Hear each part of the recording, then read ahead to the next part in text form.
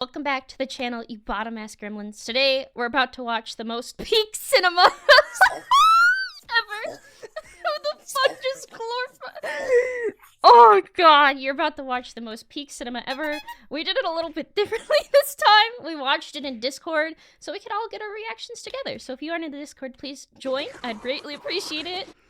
Other than that, yeah, I don't know. If you haven't already, hit that subscribe button, and let's get into today's video. Okay. Alright.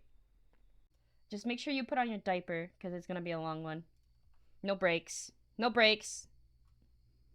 You get no breaks. I have my Red Bull ready. Alright. I actually have no idea what this is about, so I have not seen it once. Not once. So I really don't know what we're watching. All I know is that you guys wanted me to watch it. It's about Minecraft. No shit. No shit. No shit. Bahai Keen Topher. It literally says Minecraft in the title. Alright, I'm gonna hit play. People want to join as we get further in. It's fine. Because we're doing this in Discord, so. I hit fucking play it. Gosh. In the biggest social experiment in Minecraft history, I scattered 1,000 people across 2 massive islands to simulate a realistic civilization. Wait, that'd be so freaking Were fun. given no Wait. help or guidance, and just like in real I want life, to do if this. you die, you remain Can we dead do this? forever. Minecraft server again? Minecraft 2.0? Now, each player has the freedom to do whatever they want. Farm for food, become a dictator, and build a I want to society. become a dictator. At least I want to rule the can, world. Because while one island is a rich green paradise, Oh.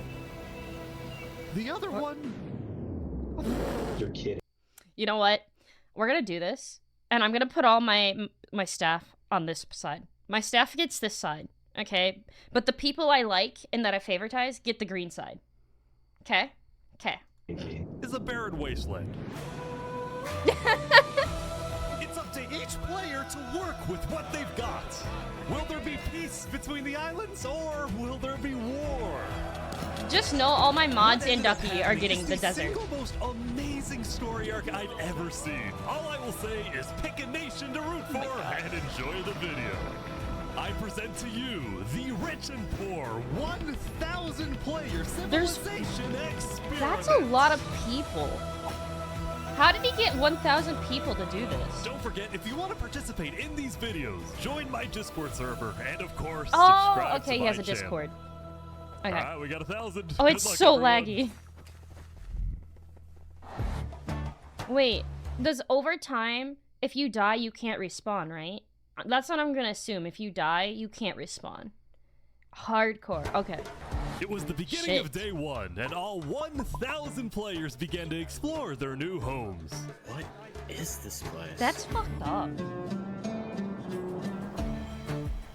Before the first day, I had made everyone choose randomly between Island 1 and Island 2. And I didn't tell them that one of the islands, Oh, the first one, would be wait. a barren wasteland. Oh. Hey, you guys having a good time? No. Not at There's all. nothing here. Please tell me where the trees are, bro. I cannot find anything. It didn't take long for the people who chose Island 1 to realize they had made a massive There's mistake. no I hate trees? this place. I hate this place. I hate this place. Players realized There's that no building trees. civilizations on Island 1 would be particularly challenging. And not only because it was empty, but because some parts of it were completely uninhabitable, like the snow biome. Oh. No. Oh. And right next door, a massive volcano. Wait, you can fall in the snow in Minecraft now? You can... Oh, shit. No. Volcano that could erupt at any moment. Ooh, I'm There's not no going down volcano. there. This volcano also happens to heat up all the water on the island. Okay. This killed What a lot of people.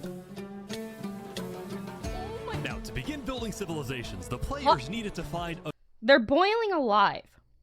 What do you mean, hot springs? Did you not just watch, like, 5 people die? You go swim. Be my guest. Since it's gonna be your island, please, feel free to jump in there. Please feel free. I'd like to watch you burn A alive. tree. Please tell me where the trees are, bro. Wood is an essential material, and without it, you really can't do anything. Now, luckily for Island 1, there was one tree on the island, and it was pretty big too. But, of course, it was completely surrounded by boiling water. You've got to be build a kidding bridge. me. Meanwhile, Build a let's bri- go over to yeah. Island 2.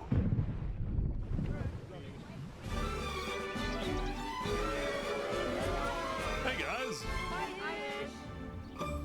Life on Island 2 was beautiful. The terrain was green, the trees were plentiful, and the water was normal temperature. Open for Oh, business. it's so nice Ocean there. water? It's from the ocean? Are you trying to make me drink ocean water? It's so peaceful. The people on Island 2 immediately realized they had chosen the island of safety and wealth. You are literally a I piece of gold. wanna. Yeah. The only real danger on Island 2 was the possibility of falling down from a tree as you're collecting wood.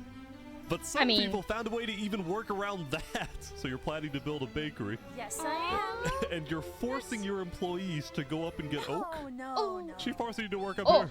I would do this. I would do this. I'm the dictator. Triple carrots, I don't want carrots. I want fair working conditions. No fair Also, working because of the conditions. vast None. amounts Zero. of Zilch. trees, I'm the people were dictator. very quickly able to craft tools that allowed them to mine underground. Hello, Saps. You doing okay? Yeah, I mean, this island's great. So many diamonds already. Yeah, Wow. look at this. Yeah, I'm loaded. Overall, the people of Island 2 were thrilled with their new home, thrilled with their wealth, and they were very optimistic about their future. No union. No union. No fair work. No fair working conditions. By You the are end my of the slave. first day, players on Island 1 had finally reached the big tree. You realize how high up you are. You are my slave. Work, bitch. Work. You don't get paid. I'll pay you in bread. You get bread. You get a loaf of bread for all your hard work. Oh yeah, no, we're not scared. No? Oh my Island 1 was god. still pretty far from having fully fledged civilizations, but there were communities starting to form. For example, this player named Remy the Rats made a small restaurant to feed those who were starving. Remy the Rat, what are you serving them here? It's very Bread. popular. Bread? And you could What the frick? None. Why? It's Wait, a is this rat. a bread line? It's a bread line. I also got fucking word that there was a cute. small group of people who had chosen to settle in a weird location. No. What type of people would choose to live on a volcano? Hey Oh. guys. Hello. Do we not remember what happened when people chose to live on the side of a volcano? Do we not remember that historical event? Do we not? Okay. Yeah. Nope. What the? Hey, how's it going, Ish? Welcome to the mafia. This was Lingolini, and he had recruited about 20 people to join his Italian mafia. His goals were very simple: make friends and get rich. Hold on, Ish, can we tell you a little secret? We found some netherite. Oh, really? What? Yeah, don't tell anyone though. We're trying to keep it between us. We'll check back in with these guys gonna later, tell but in everybody. the meantime, on Island 2, there were actual huge civilizations starting to form. I don't care about power. I don't care about government. I just want to make a nice place for my people to live. This player named Callie Cass was the leader of Yeah, about that's not 50 me. people in a nation she named Nope, the Cass Coalition. And a coalition it was of very different types of people, including pirates, bankers, Canadian cartels, bakery owners, and their employees. I want fair working conditions. No fair How working much are you conditions. even being paid to work up here? Paid? People are getting paid? Now, later in the day, Island That's you guys. That's you guys. Wait. What? Paid? No. No. 2 would face its first conflict. Conflict. What the heck? Hey, you guys can't be destroying the beach. Who are you? A group of about 20 people were extracting sand from the shore right next to the Cass Coalition. Oh. Cass was obviously not happy about this, but Oh, these no. people didn't care because they were from a It's much just- bigger nation called the Commonwealth. Commonwealth? We're actually 5 nations combined into one, so we have strength in numbers. The Commonwealth was a massive civilization that was formed on day 1 when 5 distinct groups were close enough to each other that they just decided to come together and unify under one nation. As a result, the Commonwealth had a government with 5 leaders at the top and over 150 citizens. We're going to turn this mountain into our city currently. Ah, okay. The Commonwealth leaders were That's very insane. ambitious and wanted to make the Commonwealth the most beautiful, the most respected, the most powerful nation on Island 2, even if it came at the expense of others. I like, Overall, wait. by the end I like how they went out of their way to break apart her beach when they have a beach. Look at the map. on Island 2, even if it came at the expense of others. They are all the way over here and have so many, but they're like, yeah, we don't want to fuck up our own. Let's go fuck up hers. Huh? Why didn't we just, you know, I guess that's, I gotta realize how far this is. I would have lived in the middle. Overall, by the end of the day, Island 2 was much further ahead than Island 1, as expected. But yeah. Let's see what happens in the following days. Oh my god. Well, there's already so many As players dead. logged back in the next day, nobody was expecting that the beginning of day 2 would end up having one of the most consequential moments of the entire event. Oh no.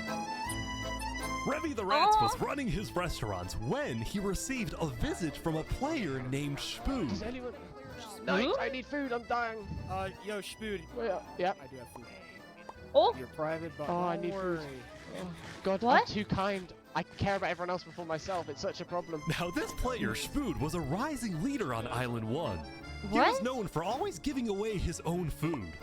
But some people started to suspect that Spoon's supposed generosity was merely a method to gain popularity to further his political he's ambitions. smart though. That is, until... Oh no! Oh my god. Oh, he's a traitor. He was trying to assassinate Spoon. Oh. Spoon had survived an assassination attempt, which brought That him was exactly quick. the attention he needed to cement himself as a legend. How much you want to bet this motherfucker is like, hey, yo, you, to cement my place in leaderdom, let me just, you try to kill me, okay?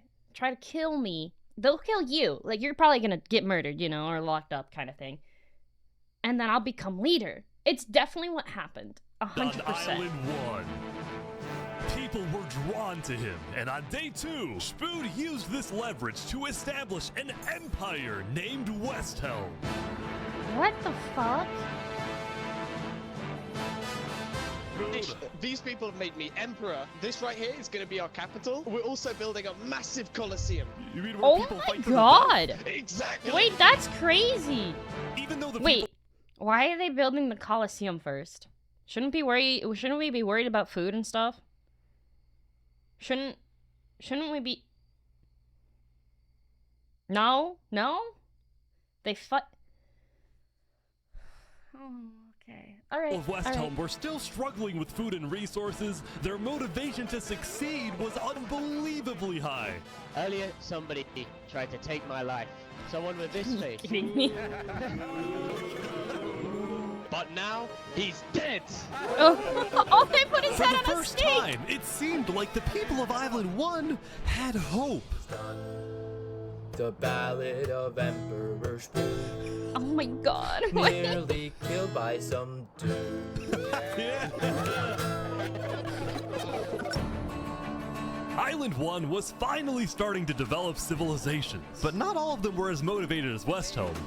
Right next door, for example, was a cult named Nevermore that literally just boxed themselves in and wanted nothing to do with the rest of the world. Quoth the raven, nevermore. And honestly, these guys weren't wrong to be pessimistic. See, some of the people This would be me. I would do this. Fuck everybody else. We all form a little cult, and we live there. chose Island 1 had secretly been hoping that when they finally make it underground, they would find troves of iron and diamonds. But instead, they only found a giant layer of lava that stemmed from the volcano and covered the entire island. Oh shit! This lava layer ended up killing a lot of people. That said, a lot of people weren't necessarily angry at the poor conditions themselves, but more so about the inequality between Island 1 and Island 2. See, even though the two islands had a border separating them, preventing anyone from crossing for now, rumors were spreading about the wealth and the amazing environments of Island 2. Because of this, some people on Island 1 were starting to develop some feelings about the other island. Island 2 might be the better island, but we're the better people. Oh, in fact, I don't know artists about on that Island 1 were already making propaganda posters, some of which were rather concerning, including a What few the creations hell? by our mafia leader, Lingolini.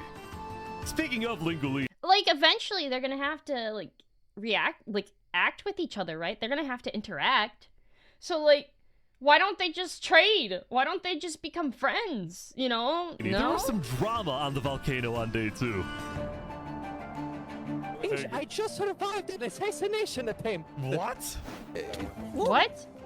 Mamma mia, help me! I'm getting chased! Mamma People, like, mia! just attacked me out of nowhere and I had to run down the mountain. It was becoming a pretty common occurrence on Island 1 for people to try to rob or murder as a What means to get food or resources. But Lingolini was not going to let that slide. Well, what are you going to do about that then? I put a hit out on him. Everybody in the mafia knows that the Lego Lex is an enemy of the mafia.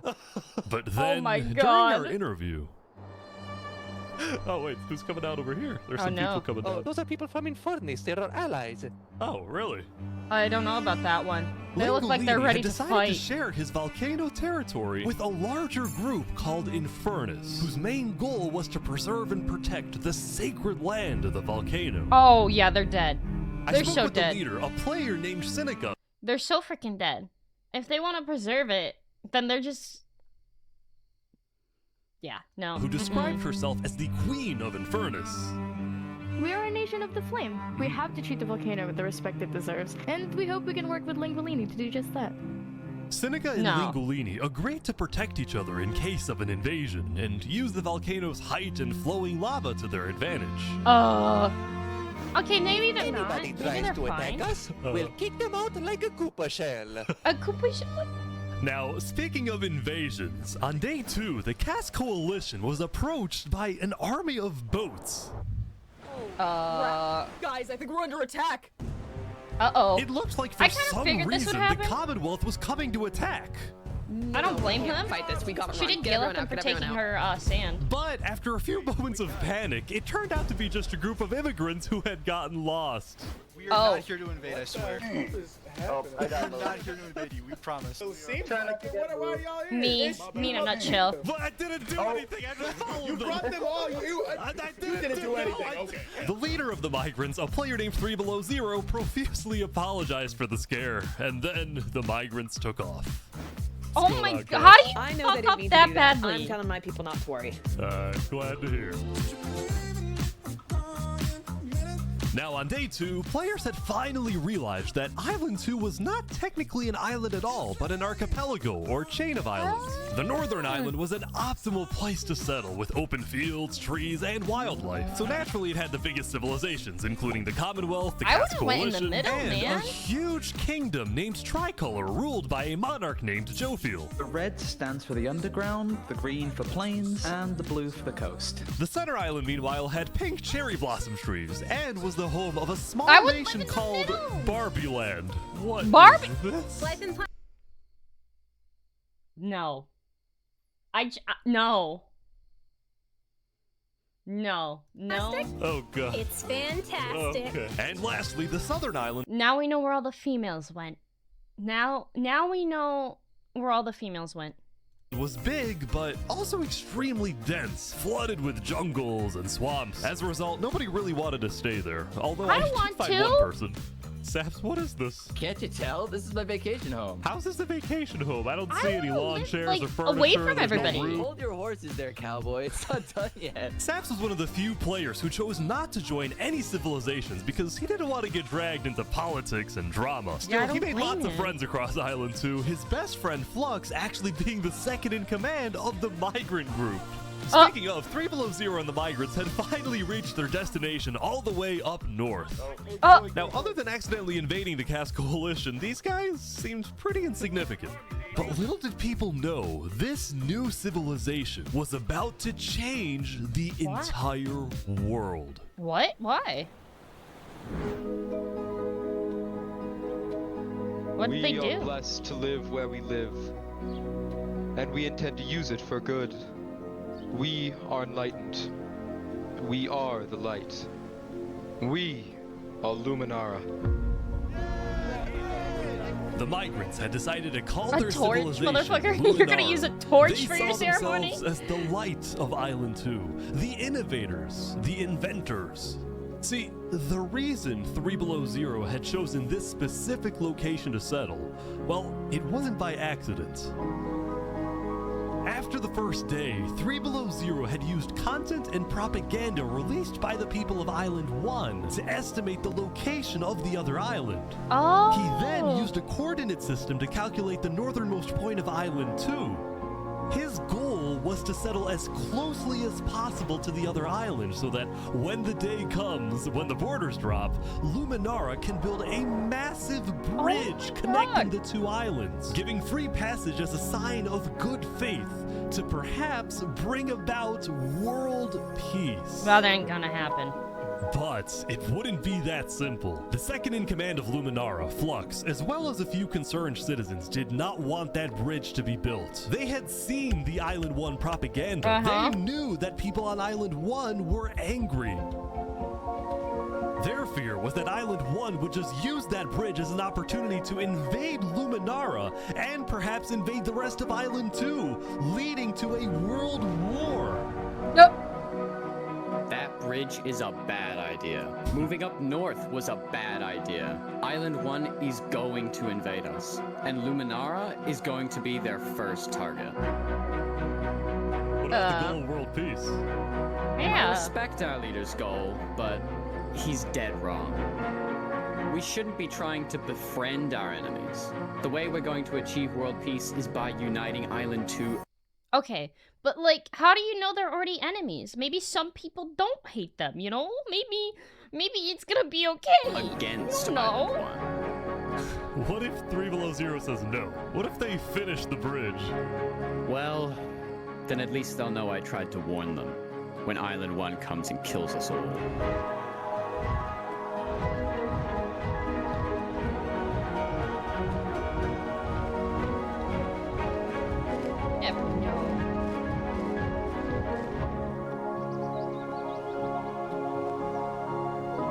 As day 2 came to an end, tensions were rising, both within nations and between islands, leaving people worried about what's going to happen next.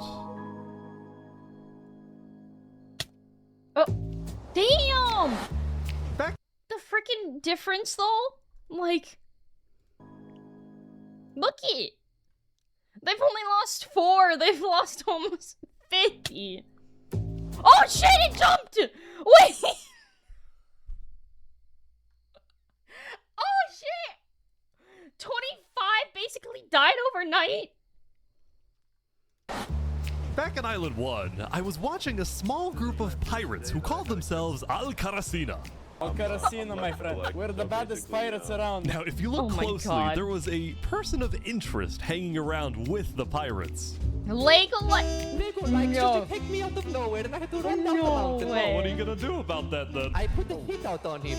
So to be clear, Lego Likes had a bounty on his head and he was hanging around pirates. You could probably guess how this ends. Yo, Yeah. Lego Zanga's here. So is this is everything you guys got, huh? Not much. Oh no. Well, he's a goner. Ooh. They're boiling him! Oh no! Oh my gosh! Dead. The Al-Karasina pirates had killed Lego Likes, but there was a small problem. Did you hear about the news? Yeah, I saw it, but we don't know who claimed the bounty. It didn't say it in the chat. Because Legolikes had technically died to boiling water instead of a player, Lingolini didn't know who actually killed him. But fortunately for the pirates, when a player dies, the dead player drops their own head, which the pirates believed would be the proof they needed to collect their bounty later today. So you're expecting a payment later? Yes. We expect. All right. Well, I'll go. I'll go. You guys let me talk. By day 3, players had basically mapped out all of Island 1 and were finally starting to adapt to the environment. Day 1 was horrific. We literally had bread lines. Day 2, we're building a coliseum, a citadel. I am literally immortal. Hopefully that isn't foreshadowing. Emperor Spoon was still the most powerful man on Island 1. It's foreshadowing. And on day 3, he was invited to a big international meeting hosted by a charity group called the Blue Cross. We invited you here mainly to discuss plans in case the volcano erupts. What are your individual plans? A large bunker underground. Just not using flammable materials. We don't have any real plan, you know. What? You don't have plans? If that volcano erupts, you deserve to die. No! Damn! Emperor Spoon had come in with good intentions, but it was there that he learned that he hates meetings. I'm gonna go there. When Emperor Spoon left, the other leaders were unsettled. Was this guy really the figurehead of Island 1? Okay, we need a best rip. It's not his fault. It's not his fault they're being dumb. Like, if you don't have a plan and then you're living on a fucking volcano, like, what the fuck do you mean you don't have a plan if it erupts? Like, then, basically right on cue. Elysium diplomats follow me. Bodyguards. Sorry, guys. Sorry, I'm late. This is Benji, and he's the leader of Island 1's second biggest civilization, called Elysium. See, on day 2, Benji had discovered that toward the outer edges of the island, away from the volcano, the water isn't boiling hot anymore. So he founded Elysium, which literally translates to a place of ideal happiness. And he made the nation to give peace-loving people a chance to relax and get away from all the troubles of Island 1. Cross my name off the list. This is without rhyme or reason. Look at these Elysium guys swimming in the water. We were hoping that Lord Ish could summon a single mushroom cow. All right, if anyone drops a mushroom pufferfish cow? in the next 60 seconds, I'll do it. What do I have to do? What do I have to do? We need the pufferfish. Quick. There it is. oh my god, they actually did it.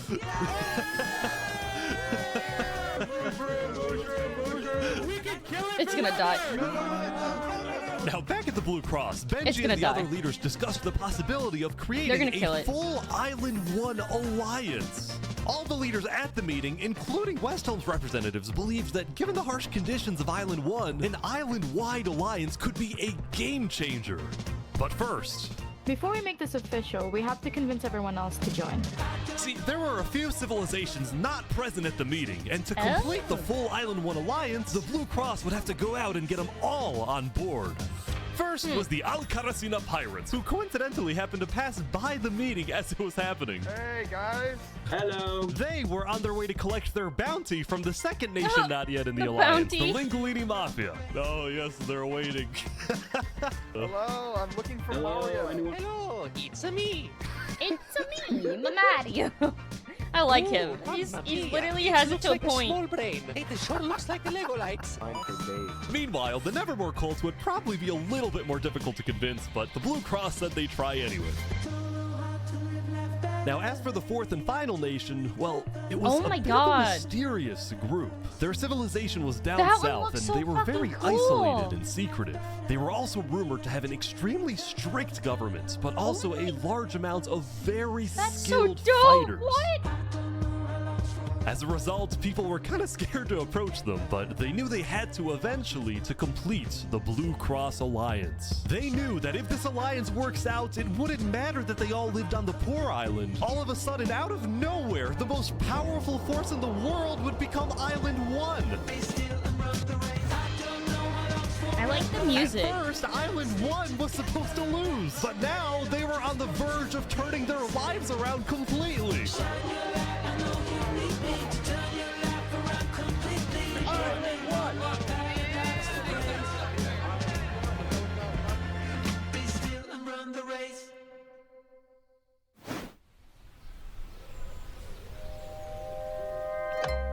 Oh!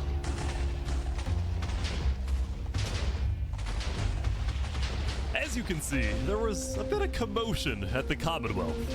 Oh no! They had just exploded their own land because of a miscommunication. What happened was one of the 5 leaders, Coraline, got the idea that the Commonwealth was planning to move east. So she started telling everyone to move. Thus, believing that they wouldn't need their old land anymore, one of the citizens just decided to blow it up. I thought we were moving. What? We're not moving. I'm surrounded by idiots. Overall, the Commonwealth was having trouble getting anything done because the 5 leaders were constantly fighting over power. See, there were 5 leaders, each with 1 vote. But because they were originally 5 separate nations, each with a differing amount of citizens, should the smallest faction's vote have the same weight as the biggest faction's vote? It is ridiculous that Armin's vote is worth the same as mine. I mean, I need about 50 people, and he has barely 5. Because of all the fighting and disarray, Commonwealth citizens started moving to other nations like the Cass Coalition. Cass's style of governing, letting people do whatever they want, was making her very popular with her people. I've been do whatever you want. Pretty much the beginning, and she's established a democracy, a true one. Really focused on like letting everybody do their thing. But at the same time, the lack of any regulations had some unintended consequences, like players making strange and ugly buildings. So to solve this, Cass hired a building inspector. I have placed a lot of foundation for a glorious city, basically made out of stone. That way no one can burn us down. However, the building inspector did get a little power hungry. What's going on here? He said he's gonna demolish my house because it's not up to building code. Because it's not up to code. So then, citizens took matters into their own hands. They're gonna kill him. He's dead. What? That was actually smart, though. Listen. It is a butt plug of doom. I'm not gonna even lie. Okay, it's a butt plug of doom. But that way, no one knew who killed him. You get what I'm saying? No! Anyway, on day 3, the biggest nations on Island 2 were still the Commonwealth, the Cass Coalition, and Tricolor. Tricolor was a medieval civilization separated into 3 regions, one of them being an underground city. Oh my gosh. This is big. Yeah. People didn't really know that much about Jofiel and Tricolor because they tended to be more private. Jofiel was more interested in building up Tricolor rather than doing outside diplomacy. But people would still come to Jofiel with all the political news of Island 2. I am so tired of the politics already. They got tired of him, Minxie, because he kept, like, he got power hungry and was just tearing people's houses down because he could.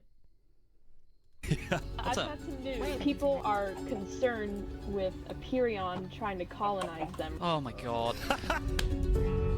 Now, this particular rumor about a group named Aperion colonizing people happened to be false. Aperion was just a small town led by a player named Alkaline, and it was actually the only nation other than Luminara that directly bordered the ocean next to Island 1.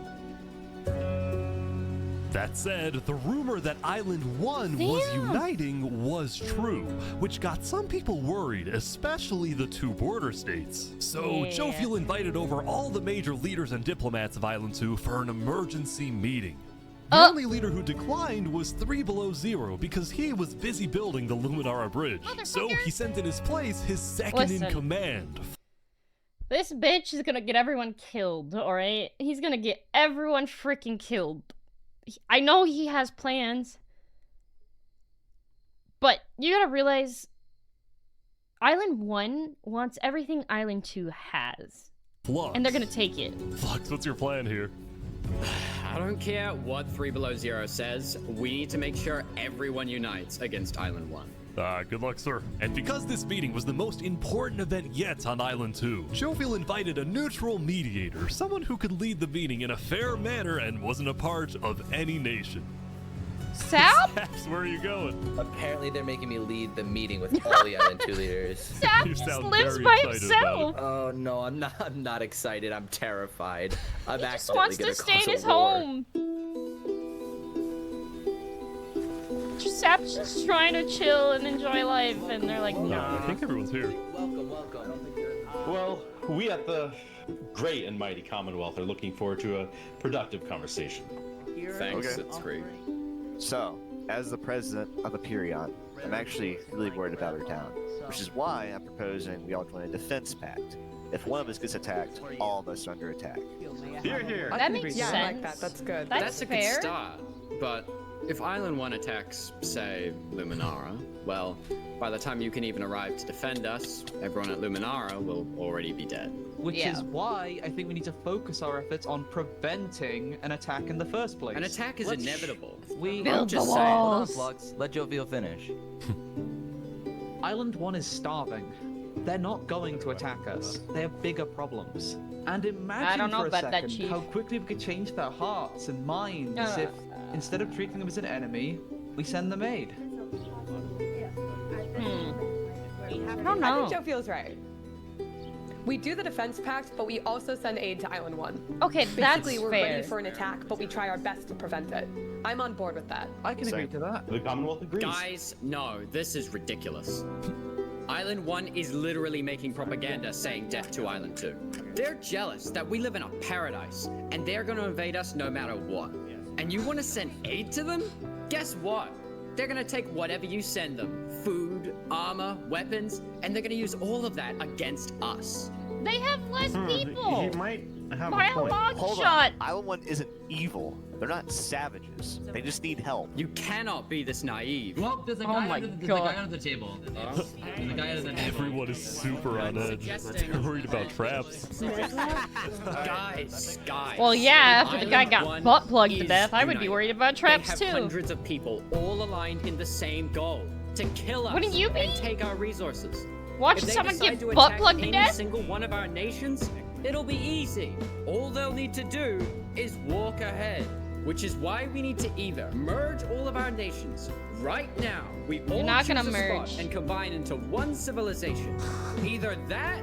That's not happening. Or we attack Island 1 first. What the fuck is wrong with What's Flux, crazy, man? Jovial, is you leading all of us to our This death. man is just fucking crazy.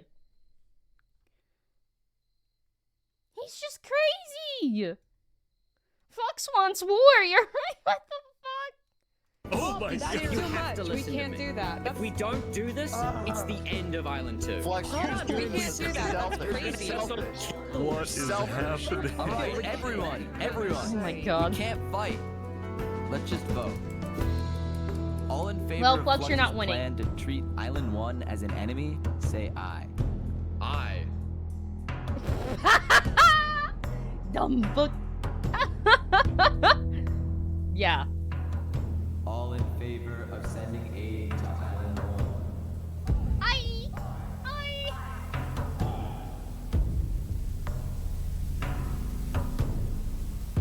Yeah, his villain arc's beginning. He's gonna have a villain arc. Jeez, how did they lose so many people? They have the nicest... Are they just fallen from trees or something? They gotta be fallen from trees, because 484... Meanwhile, at West Helm, I ran into something interesting. Our next song is called Island 1. Oh my god! So you remember this guy? The Ballad of Emperor Spoon. Well, he had joined a band that produced actual songs and then performed them all across Island 1. Up there in Wasteland Island. This is so cool! Boiling water sea. Let's go. And no resources to speak of. Except a water tree. Let's go! Everyone loved the Island 1 band, including Emperor Spoon, who found that the music bolstered the morale of his citizens. He believed that a happy citizen is a productive citizen. West Helm took us in and gave us a little home. Even though Emperor Spoon was a chaotic figure, West Helm itself was the opposite. It had an army, a storage system, and a hierarchy, from Emperor all the way down to citizen or plebeian. And of course, there was the Colosseum, which when finished, will play a major role in West Helm's justice system. That said, Emperor Spood was not happy when he heard that yesterday, Benji and the other leaders had been talking poorly about him. Oh no. Okay, we need a best representative. Our final goal is to put Benji Button in here. No, that is a joke. That is a joke. You don't want Benji to die, do you? Well, What? I mean, Benji and the other leaders were concerned that Emperor Spood is unstable and may one day try to take over the entire island. And their concerns only grew when Spood was caught listening to Napoleon on Spotify. But they also knew that if Island 2 were to ever attack, they needed Spood on their side, so they didn't know what to do. Well, here we are.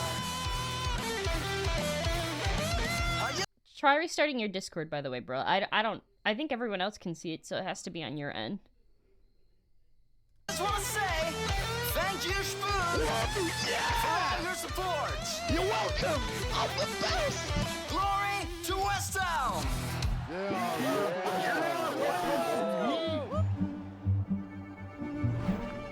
Meanwhile, Seneca, the Queen of Infernace, had decided to begin building a massive castle for her people. A beautiful home base that would hover directly over the volcano. That's insane! Yesterday at the Island 1 meeting, a lot of leaders expressed worry. What happens when it explodes, though? You know what? I think what's gonna happen is that volcano's gonna explode. It's gonna destroy Island 1.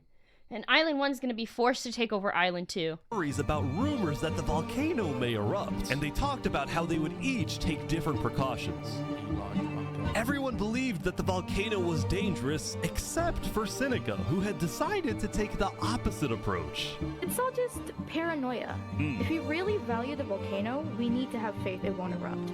The main goal of Infernace as a civilization was to preserve the sacred land of the volcano. So what better way to show faith and demonstrate loyalty than to make your home right above it? I mean, it's cool.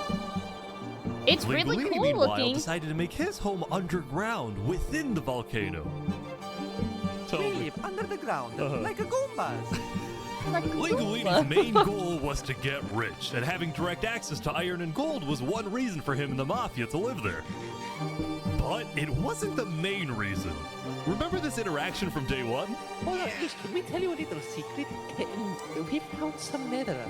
Oh, really? Right. Scattered throughout the volcano were pieces of netherite, the rarest and most powerful mineral in all of Minecraft. Not even Island 2 had netherite. It was the single secret advantage that Island 1 had. And the only ones who knew about it were the Linguini Mafia and Infernace.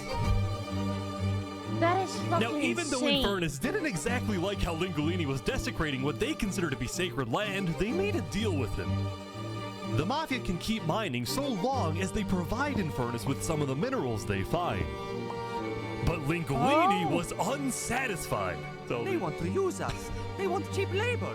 I'm not giving them anything. Linguini didn't like how Infernace was basically forcing the Mafia to mine for them with nothing in return. So he secretly instructed everyone in the Mafia not to give Infernace anything. Oh my god.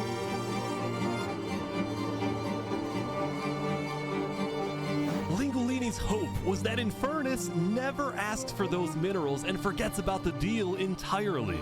That's not gonna happen. Otherwise, he would be in a lot of trouble.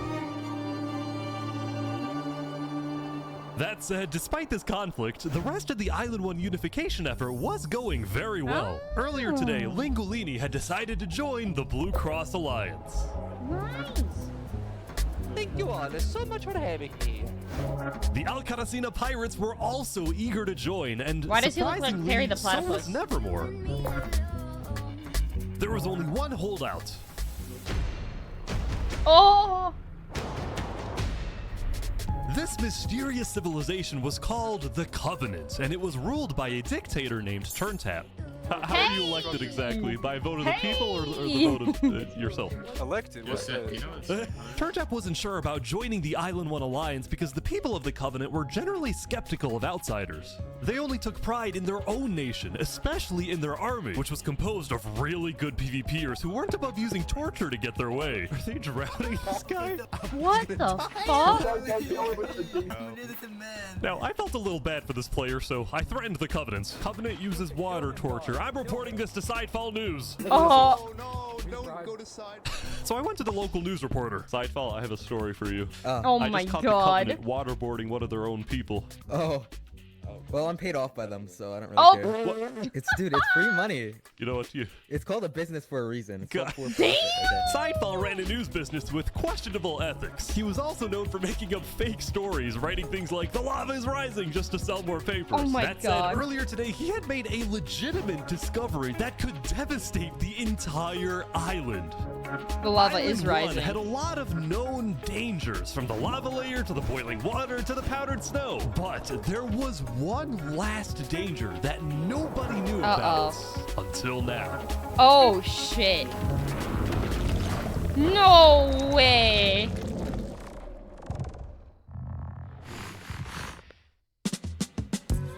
The warden. Meanwhile, the people of Island 2 had spent the day in building their hell. civilizations and They're having a literally in good hell. time. Yesterday, their leaders had voted that whenever the border drops, Island 2 would send aid to Island 1, hoping this gesture would lead to peace.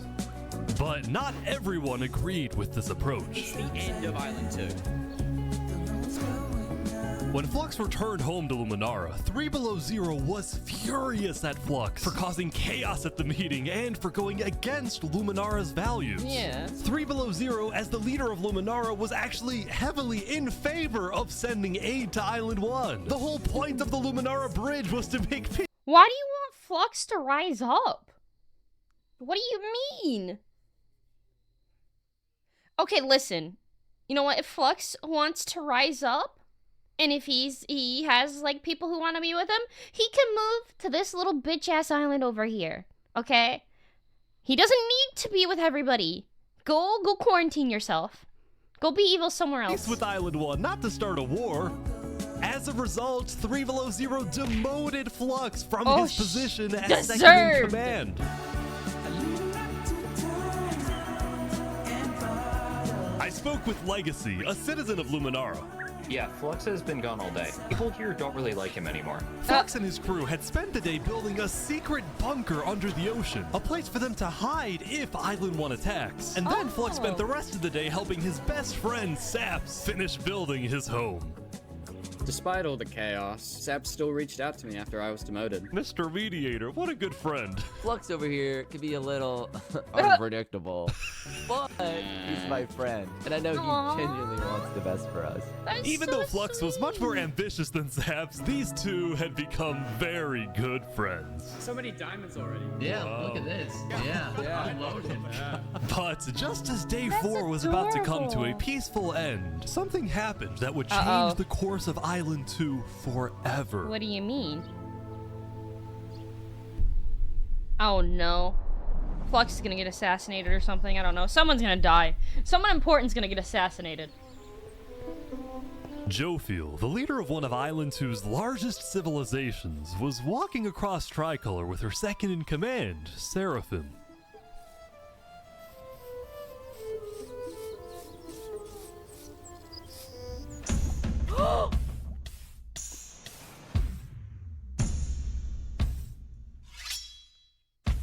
No! Seraphim! What are you doing? What? No way. The second in command of Tricolor had just killed their own leader. And immediately, all of Island 2 went on lockdown. What? Wait, what? Everyone was confused about what caused this to happen. They killed Jofiel. Why? After Seraphim fled, Tricolor was in complete disarray. What the fuck? Back at Saps' place, Flux told Saps it might be a good idea for him to call an emergency meeting with all the leaders. This is just so, bad. for the sake of the island, Saps agreed to host a meeting tomorrow. But for now, he and many others headed to Tricolor to help them restore order. That's fucking wild. But, like, why? I don't feel like Jofiel was doing anything wrong.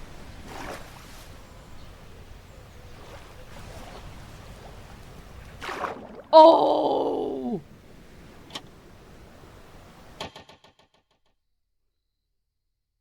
It was fucking Flux. It was Flux. It was Flux. They built, remember, we just watched this. They built an underground water thing near the bridge, so when they do get attacked, oh my fucking god. No way. Now, Island 2 wasn't the only place that would face tragedy. Oh, what? The leader of the Al-Karasina pirates, Noble Bucket, died very suddenly. Alright, they sent me the footage of what happened. Oh, He no. fell. He doesn't know the lava layer's there. Oh my god. No. I think I'm dead. I think I'm dead. I think I'm... Oh my god. With world leaders dying left and right, the media had plenty to report on. The most trusted news company was from Elysium, called Daybreak Media. We're number one because we actually report the truth, unlike that bozo sidefall. Later into day 5, the news would get even crazier. For purposes of unity, the Covenant had finally decided to join the Blue Cross Alliance, thus successfully uniting the entirety of Island 1. But right away, the strength of this alliance would be tested.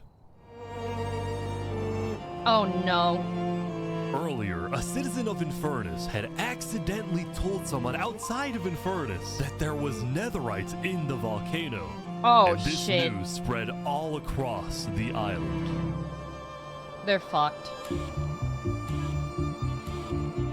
This was a disaster for Infernace and the Lingualini Mafia, who had been trying to keep the existence of Netherites to themselves. Oh my god. Immediately after hearing about the Netherite, the Covenant sent a mining expedition into the volcano without telling Infernace. Oh my god.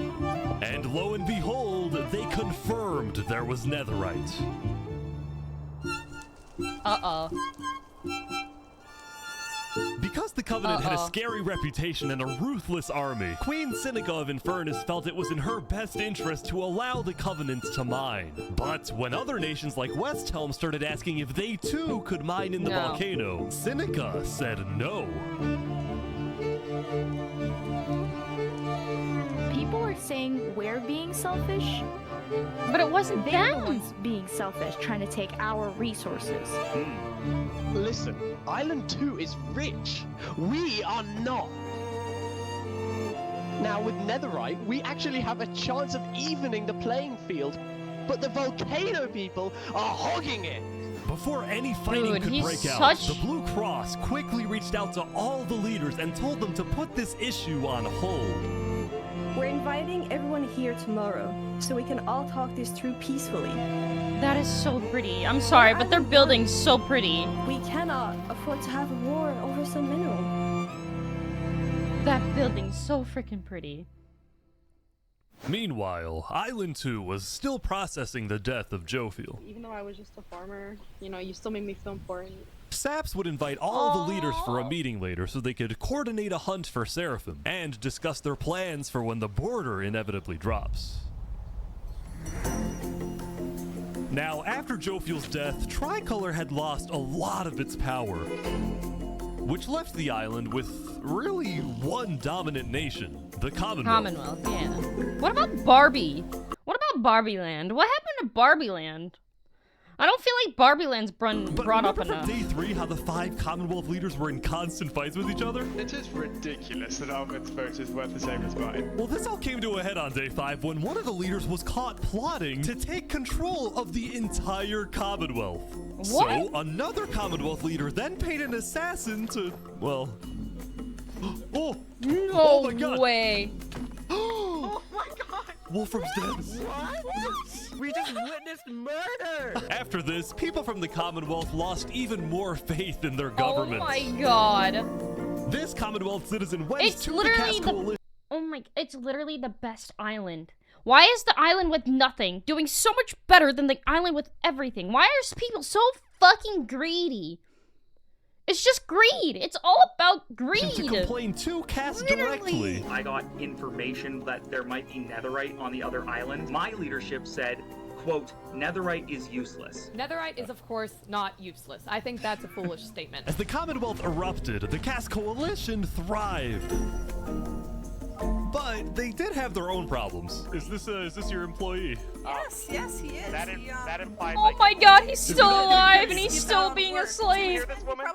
Earlier, What Daddy had ditched work to attend a party in Barbie Land. So as punishment, his employers forced him to risk his life and chop down one of the tallest trees in the cat's collection. He's asking for help. You have to yell louder. I can't hear you. You're so far up. You have to get closer to the ground. Oh.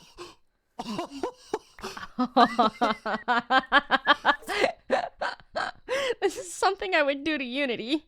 This is literally something I would do to one of my mods. Like, no joke. This is me. Oh my, you tried to take a day off? Go fucking work the tallest tree, bitch. Oh my god, I would do this. Now, because of this recent tragedy, Cass decided to stay home from Saps' meeting. That said, every other Minxie, I wouldn't do it to you. I'm saying I'd do it to Unity. major You're leader dead. was It doesn't now on matter. their way.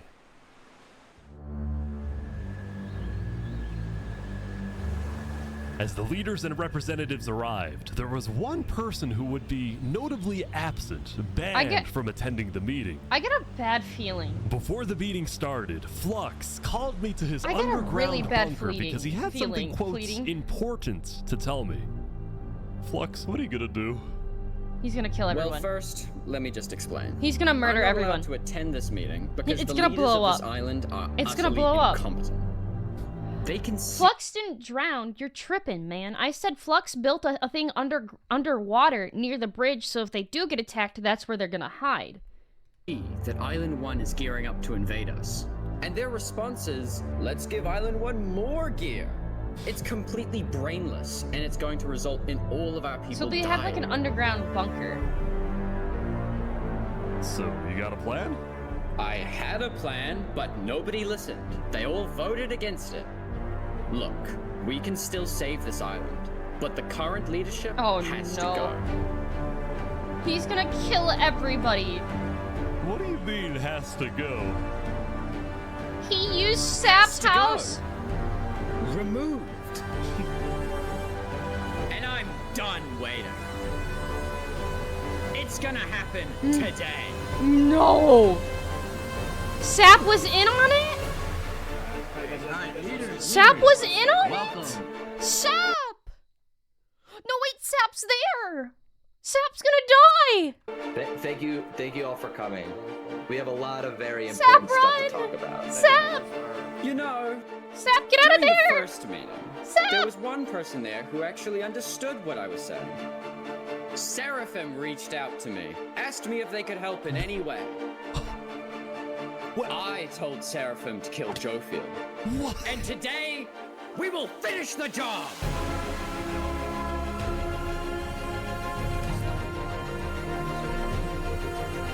Wait, so No. Seraphim gets there. What actually happens next? Something I didn't want to do, but something that needs to be done. I'm going to save this island No by any way. means necessary.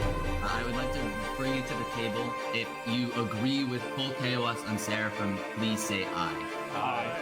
Are you sure this is gonna work? I don't know, but we have no other choice. Alright, so I have something I don't to think say. Sap knows. Is there a possibility, any possibility, that the assassination of Wolfram and the assassination of Jofield by Seraphim is any way connected? Is there a conspiracy going on right now? Do we think that's a thing? Are leaders safe? I have reason to believe that leaders are not safe. Flux, do you feel any guilt doing all this? Oh my god. Well, part of me feels bad for Saps. I also He's don't killing Sap! No! think the leaders are safe. What do you mean you feel bad for Saps? He has no idea what's about to happen to him. But if you had to betray one person to save 1,000, would you?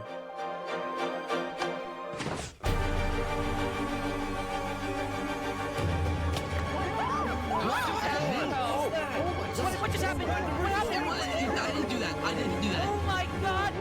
Why is there a trap? Is this all a setup? Saps? Where's Saps? Where did he go? Did Saps do this? Wait, Saps? You have to find him. Hunt him down! Kill him! Kill Saps! Saps, where are you? Saps! Saps didn't do it!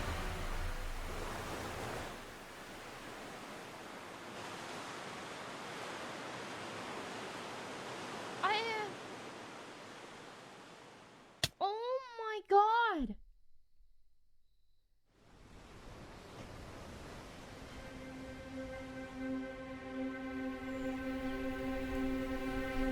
It was a new day, and Island 2 was in shock.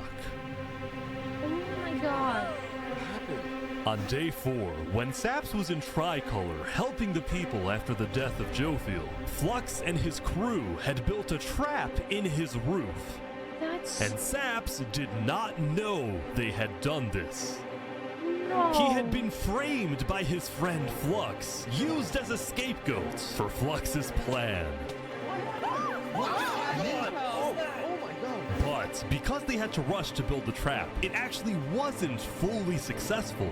Some of the dripstone, including the one meant for 3 Below Zero, had failed. But overall, the trap still killed the leader of Aperion, Alkaline Alk, a leader of the Commonwealth, Coraline, and 4 other very high-ranking officials from across the island. Oh my god. The people of Island 2 were devastated, confused, and angry. It didn't even kill the right people. That's what's fucked up. It killed maybe 2 of the bigger leaders. So, like, his plan failed. What just happened? After the trap went off, Seraphim was immediately caught and killed. Oh! What were they Tricolor? But when more people found out about how exactly their leaders died, their anger wasn't really towards Seraphim, but toward the person they believed was behind it all, Saps.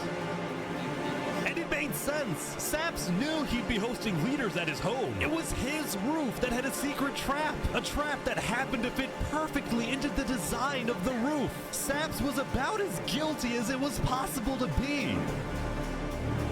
With that, all the major Island 2 nations, from the Commonwealth to the Cast Coalition to Tricolor to Luminara, declared Saps to be hunted down and killed, while Flux got away with it all. If you had to betray one person to save thousands, would you? And on top of all of this, at the beginning of day 6, it was announced that tomorrow, on day 7, the border between the 2 islands will finally fall. Oh my god. Both islands now have 1 day to prepare.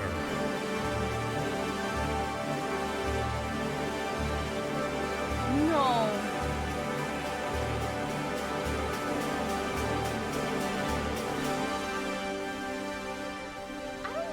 I feel like Flux just fucked over, like, the entire of Island 2. I don't know if that's just me. He put the entire island in chaos right before the fucking wall went down, man. Like...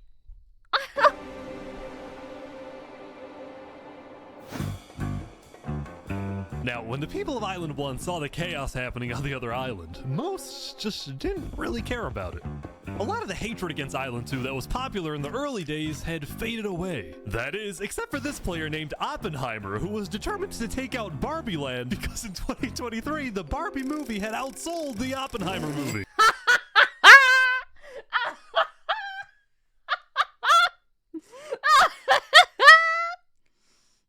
That's based. That's fucking based. Honestly. I'm building a nuclear rocket that will make yesterday's chaos look like child's play. But when Oppenheimer tried testing his nuke, it went up, and up, and up, and was never seen again.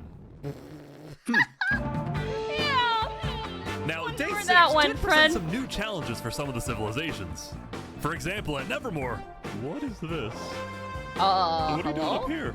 I got voted out because they hate me. No! Come on! Don't jump! What about me? I can shoot. No! Oh! Oh my god. What? I didn't do anything. I blame Ish. Meanwhile, at Elysium, I hate being a leader. Everyone here is so stubborn. Benji was having trouble getting laws passed because his people kept opposing any changes that threatened their peaceful lifestyle. Oh The people my of God. Elysium were I don't generally blame him. skeptical of government officials, sometimes even holding trials against them. Although this particular trial did not go to plan. Guys, somebody stole Gerald. Who's Gerald? The mushroom cow, Gerald, has been stolen. Who took the cow? Who took the fucking cow? Who took the cow? There they all go. Meanwhile, at West Helm, there was a bit of a food problem going on. Not a shortage, a feud. See, Remy the Rat had opened up a new restaurant right across from the Coliseum, but the food was questionable. What? Oh. So his customers had instead started buying their food from another player named Dinosaur. That is, until... Oh my god, oh my god, What? What is he? What? Permanently closed. All food is now at...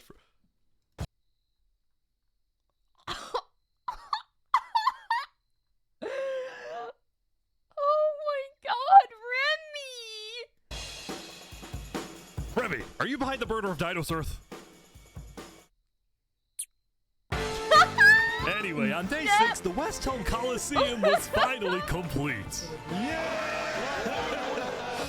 What He is do you a plan rat. on using this Oh my arena God. for?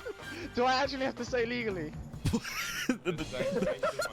No? Maybe a little bit of blood will be shed, and that's all I can say. While Spood was a popular leader who got things done, he had also developed a reputation of being a little unstable. He said outlandish things, he can't stand meetings, and his justice system wasn't by courthouse, but by combat.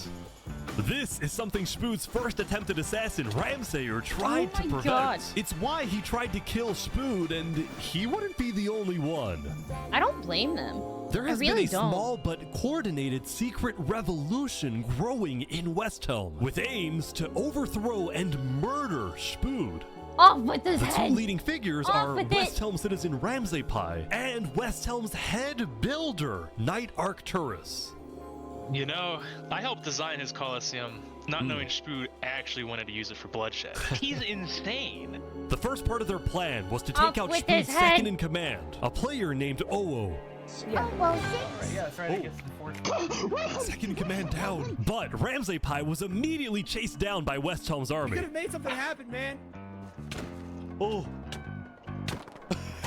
No! With Ramsay dead, Knight Arcturus became the sole leader of the revolution.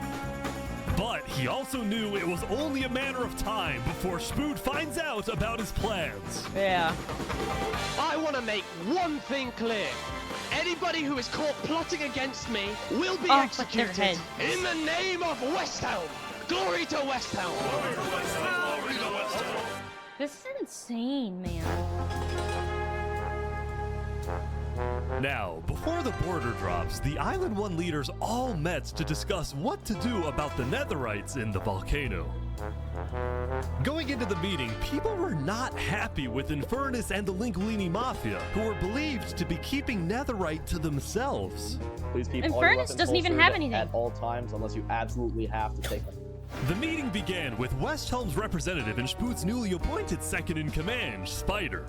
We asked if you had netherite, and you lied. You said there was no netherite, that you had looked in it, and that you hadn't found any. Because people were immediately starting to gang up on Infernace, Benji from Elysium tried to keep the peace. Why is it Infernace's job to report on the netherite? There were people literally going into their territory, mine without authorization, and then accuse them of doing something wrong. After some more discussion, Infernace was asked the big question.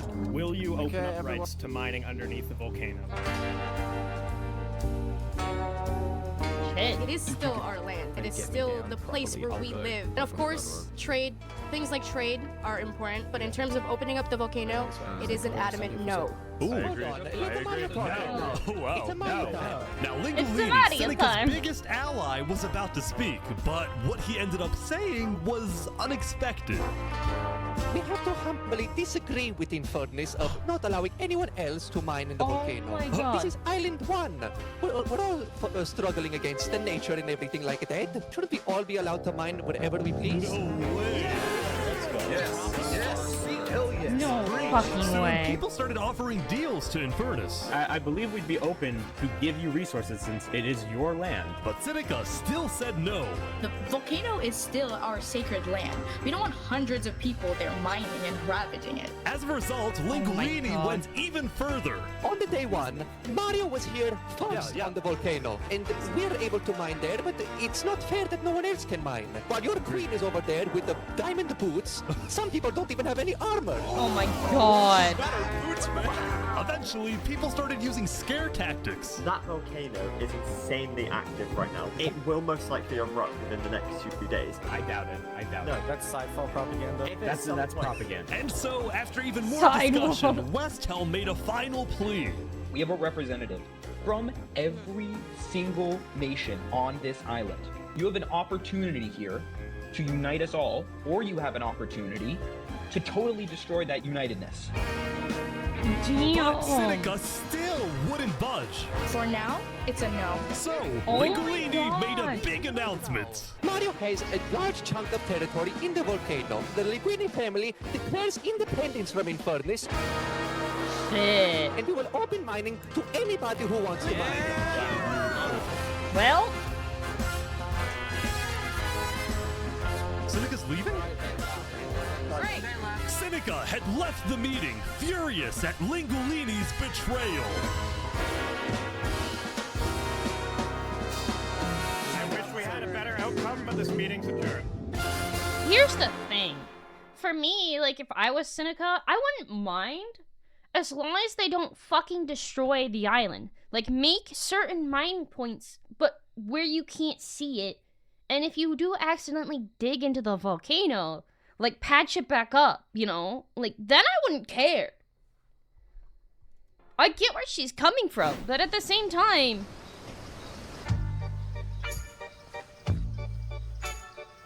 Saps, what just happened? Dude, what just happened? Every leader in front of me just died. And you had nothing to do with it. It wasn't me. Someone was in the roof. I'm getting framed-ish. Following yesterday's trap, Saps was on the run, as he was now the most wanted and notorious criminal on Island 2.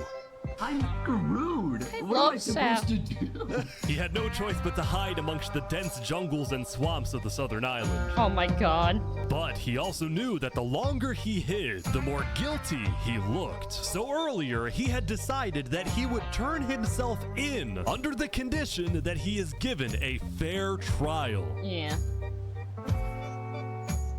Flux, meanwhile, was satisfied with the success of his plan, but it Oh my wasn't God. over quite yet. We got 2 leaders left to kill. Call me Cass, and of course, the guy who demoted me. And because The Seraphim guy was who dead, demoted Flux me? sent another member of his crew to take care of the job. Oh no. No! Oh no. No! There he goes. To the world, this looked like yet another senseless assassination. But to Flux, it was a strategic progression my toward God. making the people of Island 2 paranoid. So paranoid that they wouldn't trust anybody, and especially not Island 1. In fact, the new leadership of Tricolor was already preparing for Island 1 to invade. I think we should secure our nation, make sure we have plans when inevitable war and fighting starts. Sending aid to Island 1 was officially off the table, and the construction Flux of the got what he Luminara wanted. Bridge had come to a stop. After all these days, fucking Flux's God. plan was finally working. Now, the This Gas is so Coalition, meanwhile, fucking hosted a interesting. diplomatic meeting on day 6 to try I'm and so increase the morale invested. of Island 2 before the border drops. Although Cass herself was too scared to attend the meeting. I don't blame her. I Someone's am, out for her like, I head. want to enter, but my members are telling me not to because there was an attempt on my life yesterday. Right. Because Cass was one of the last remaining major leaders on Island 2, she now had guards with her at all times. Here, I'll trade you armor. Why? Just want to make sure you guys do not die. Please don't. That said, everyone would soon be tuning into the trial of Saparata to find out whether Saps will be freed or executed. Several nations argued over who would get to host the trial, but the Commonwealth ended up winning. We've made this beautiful venue to show the world that the Commonwealth is still the strongest. Okay. I don't know But when first, this video was released. Yeah! Man time! Yeah! Why is it up here? They're moving the warden up. No. No, they're not. What? They're bringing it to the surface. Why?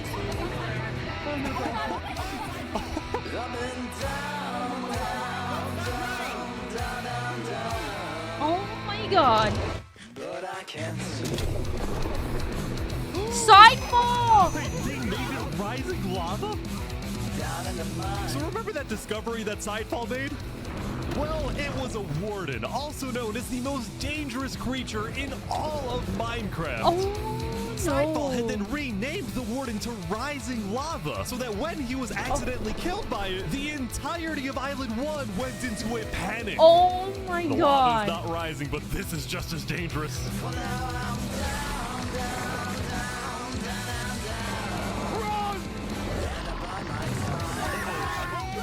Oh my god. This is so fucking smart. It's evil but so smart. Oh my going from place to place, terrorizing civilizations. It's so good.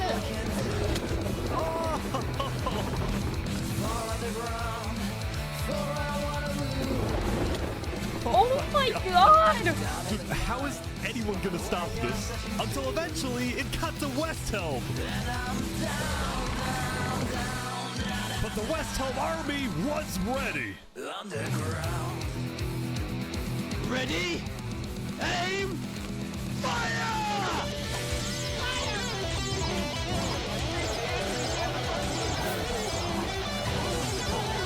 Oh my god. They're shooting each other. Friendly fire. The music though. I'm more obsessed with the music. Oh my gosh. Oh my god.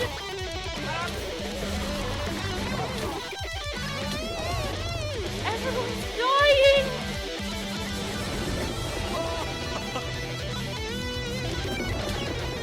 Welcome to West Helm. Oh my god.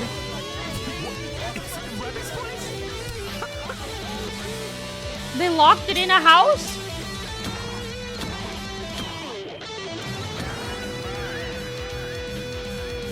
Oh my god.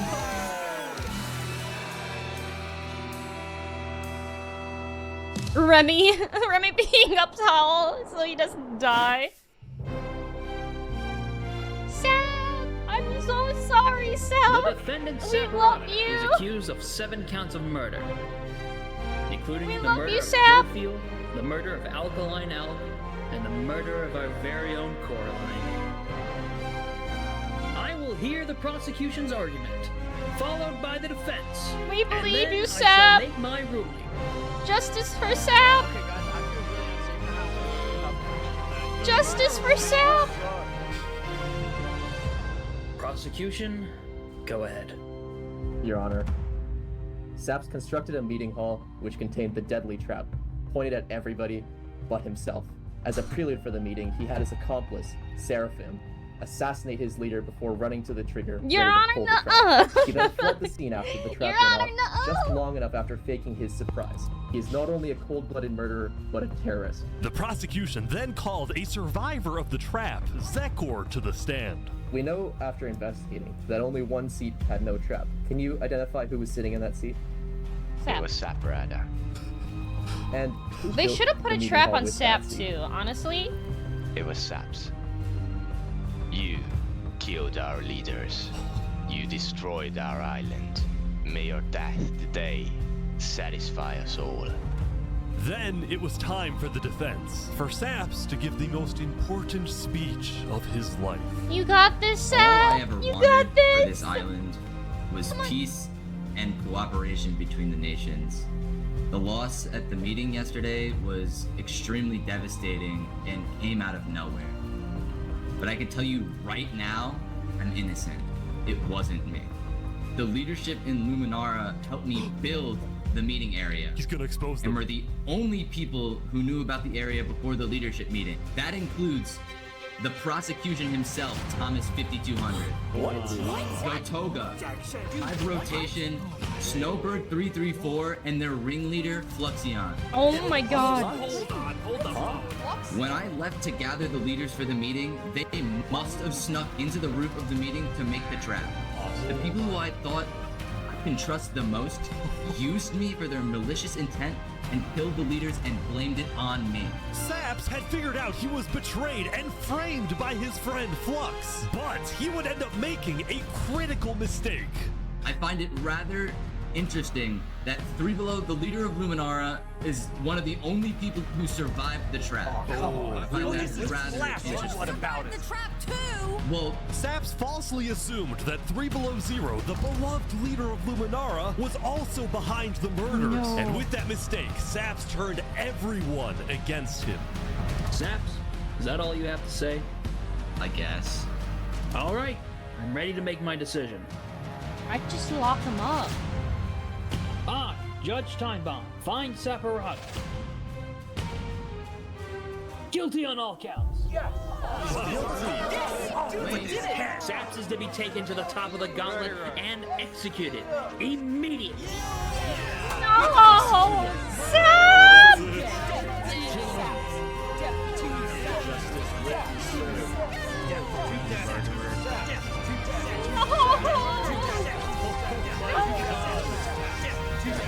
This is so messed up! Sam, we love you!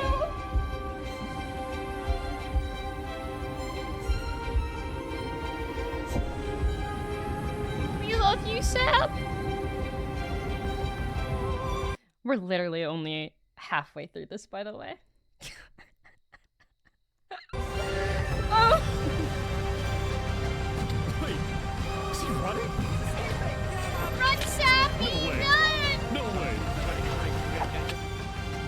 Run, Sap! Oh my god, go! Go, Sap! Go, Sap! Oh, fall damage. No! Run, Sappy! Go, Sap! Yes! Yes! Where'd he go? Where'd he go? Bodyguards. He escaped. Yes! Sappy! You've got to be kidding me. No! Justice for Sap!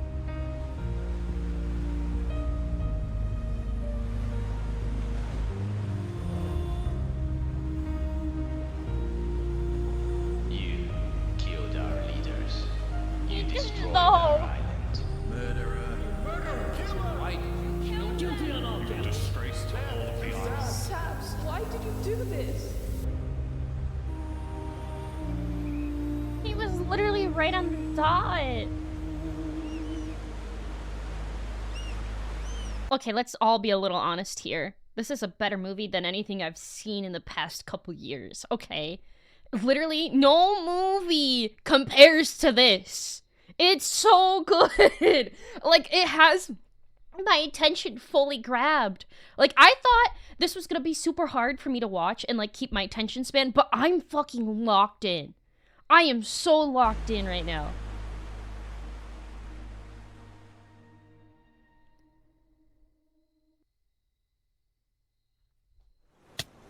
I should have made some popcorn. Like, goddamn.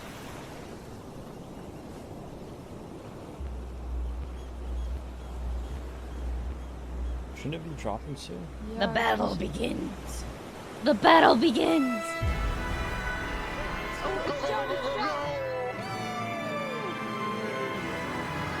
It was day 7, which means the border had officially dropped. At first, people were kind of in awe. Whoa. This is beautiful. Going from one island to another after all this time was a major culture shock. Is this Island 1? Whoa. And as expected, Island 1 people immediately started taking resources from Island 2. They're taking the sheep. But the flow of resources wasn't all in one direction. Probably gonna take some gravel back to Island 2. We don't have a lot of it. Still, as people from the two islands started meeting for the first time, they were surprisingly friendly to each other. Like these two who made a tunnel connecting the islands from underground. This is amazing! That's so We've linked cute. Island 1 and Island 2. That's adorable. For the longest time, Island 2 feared an invasion by Island 1. But on day 7, that Flux fear was so completely wrong. disappeared. Flux was so fucking wrong. It became very clear that Island 1 had no interest in war. Instead, they were just happy that they could finally enjoy Island 2 for themselves. The water isn't boiling. The water isn't boiling, That you're said, at the alive. beginning of day 7, Lingolini made a big decision. He had decided to move out of the volcano and relocate his entire mafia to Island 2. See, this is much more organized than Island 1. After yesterday's Netherite meeting, which got a little heated, Lingolini had legitimate fears that Infernace might seek revenge against him. So, hoping to live a more peaceful life, Lingolini went far away and settled in the Caste Coalition. So you're the leader of a mafia, I've heard? Yes, we are, but we might do some rebranding over here. Are you guys like violent? We wouldn't Violent? much, but we have done some political talk that has not been taken well, which is the reason why we're here. Sensing potential danger, Cass decided it was best for Lingolini to set up his home outside the Cass Coalition. Yeah, I don't blame her. That said, the Cass Coalition was now bigger than ever before. Oh my On day God. 7, Cass hosted a funeral for the deceased Wood Daddy, and over 100 people across both islands showed up. We are gathered here today in the R.I.P. cherished memory Wood of Daddy. Wood Daddy. We'll miss you. beacon You were a of good Wood kindness in Daddy. our community. Poor Wood Daddy. No. While Cass's influence grew, the Commonwealth There is a was wood in mommy? Oh my shambles. god. Saps' trial yesterday was a disaster for the Commonwealth. Island 2 had entrusted the Commonwealth to run the trial of Saps. So when Saps escaped his execution, people lost all faith in the Commonwealth, which at one point was the most powerful civilization in the world. On day 7, most of the Commonwealth leaders resigned, leaving just one player, Sitzkrieg, as the sole ruler of the No Commonwealth. way. Wait, my duck is on quack. Hello? Ducky? Leaving just one player, Ducky, when did you Sitzkrieg, get in as the this? sole ruler. Ducky? What the fuck? My duck is on of the quack. Commonwealth. We're actively searching for Saps right now. We will restore honor to the Commonwealth. One of Sitzkrieg's biggest goals was to find and kill Saps, but his other big goal was to regrow the Commonwealth's population, which by this point had shrunk by a lot. So he sent out a lot of public invites, especially to the people of Island 1, and it actually did work, until one of the people who moved in was Night Arcturus, the lead builder of West Helm, who had to flee from West Helm because Spood had found out about his secret plans for revolution. Yeah, the Commonwealth is letting us hide out here. So as long as Spoo doesn't find us, we should be okay. Speaking of fugitives, the world's biggest fugitive, Saps, was back to hiding in the jungle after miraculously escaping from his trial. Although Sap, his we spirits love were you. quickly fading. Sap. Everyone thinks I'm a murderer. I just don't know what to do anymore. Saps knew that Sitzkrieg and the Commonwealth soon planned to scout the entire southern islands to hunt him down. So on day 7, Saps decided that his best bet was to leave his home island and flee to Island 1. Oh my god. But it wouldn't be so easy. Why not? Because the border had just dropped, people were constantly going back and forth between the two islands, which means traveling by sea could be dangerous. So Saps decided on another method of travel. He went to the place where he was least expected.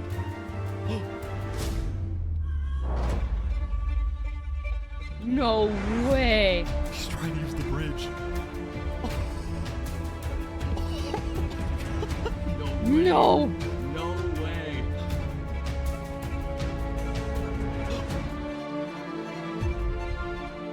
What the heck? What are you doing, bro? Isn't Heavy part of the people who turned on everybody?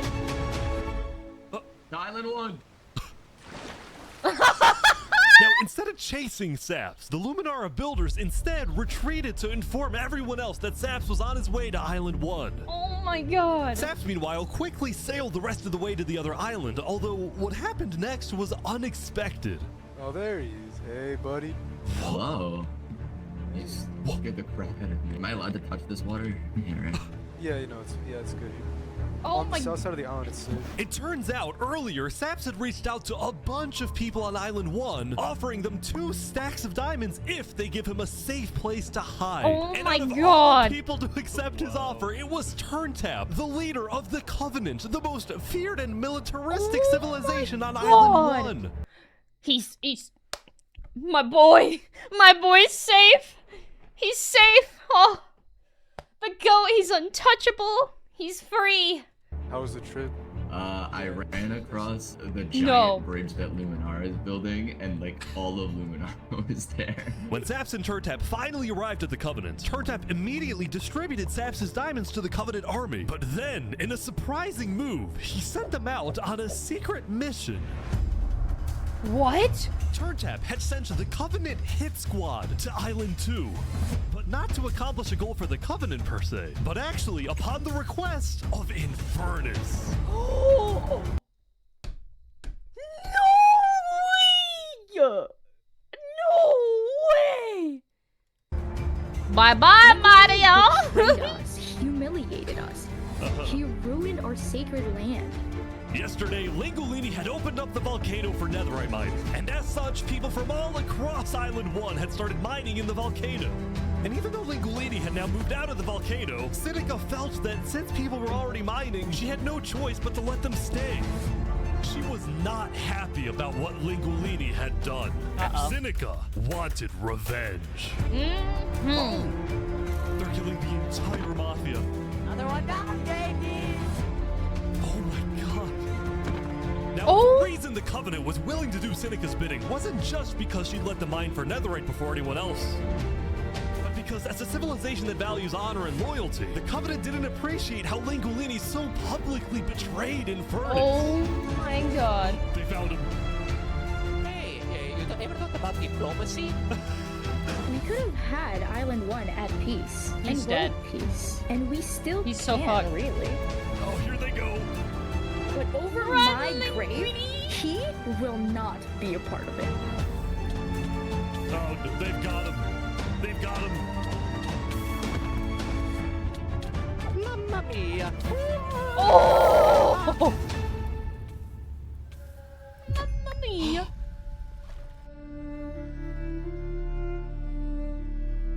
Mamma mia! The Covenant had massacred the Lingolini Mafia. Before anyone could retaliate, the Blue Cross announced they would schedule a hearing, calling on the Covenant to explain what they had done. No, they don't need to. Fuck that. They don't need to explain shit. Howdy, Flux. Oh, you got some fancy armor now. Oh, shit. Island 1. Wait, really? Earlier today, Flux and his crew had gotten their hands on a super rare armor trim by trading with the Covenant, who had picked up the armor trim from the Warden when it died. The Covenant is just... What the fuck? Now, of course, Flux had no idea that the Covenant was also trading with and harboring his arch nemesis, Saps. But he did know one thing. I heard Saps ran to Island 1, so we put out a massive bounty on his head. Flux was now determined to have Saps killed. He's killing his Saps best was the friend! only other person in the world who knew that Flux was behind the murders of all the Island 2 leaders. Basically, if Saps dies, Flux gets away with everything. And ideally, the sooner Saps dies, the better, because of incidents like yesterday. That includes the prosecution himself and their ringleader, Fluxion. Fortunately for Flux, it didn't seem like anyone at the trial believed Saps. If anything, Saps' accusation only made people hate him more, especially the people of Luminara, who weren't happy that Saps accused some of their fellow citizens. What do you want to do to Saps? Kill on site. We hunted him down the other day. Yeah. We couldn't find him, but we have Oh. where he is. After the murder of their beloved leader 3 Below Zero, Luminara soon planned to host an election, and the current frontrunner was a player named Legacy. Me and my parrot, we've just been going around to different houses, knocking on doors. I think we're gonna win this thing. For a moment, Flux also considered a run for leader, although he had basically already accomplished everything he wanted to do. Look, no matter what people say, Island 1 was planning to invade us. They would have just walked right ahead.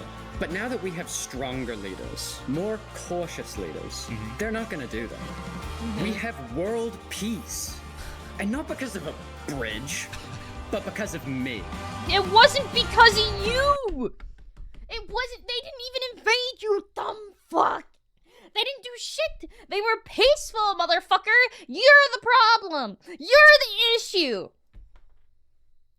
I hope you step on a Lego.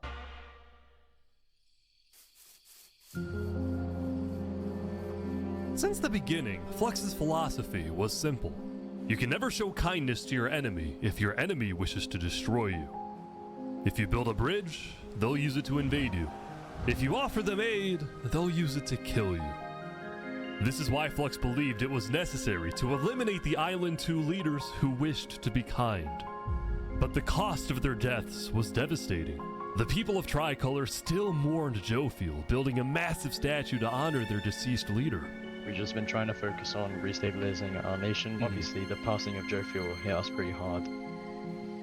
Meanwhile, the people of Aperion had elected a new leader, but Aperion was never quite the same after the death of Alkaline Elk. The people of the Commonwealth were also in shambles, having a much smaller civilization than they started with.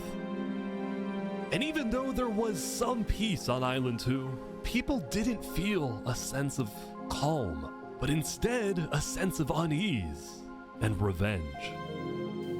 They needed closure, and they were determined to kill the person who they believed murdered the leaders they loved. Sap? Saps knew that it was only a matter of time before someone hunts him down, or someone in the Covenant betrays him to collect the massive bounty on his head. So Saps made a last-ditch effort to try and get a strong ally for his cause. He asked Turntap to take him to the largest nation on Island 1.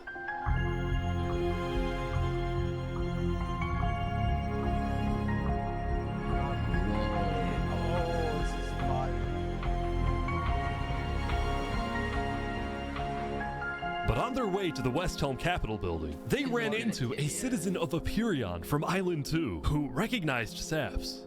Oh. Oh, hey. Is there a problem here? Neutral ground? Neutral ground. Uh-oh. Skating on West Helm territory. Uh-oh. Okay. Okay. We will walk by in peace.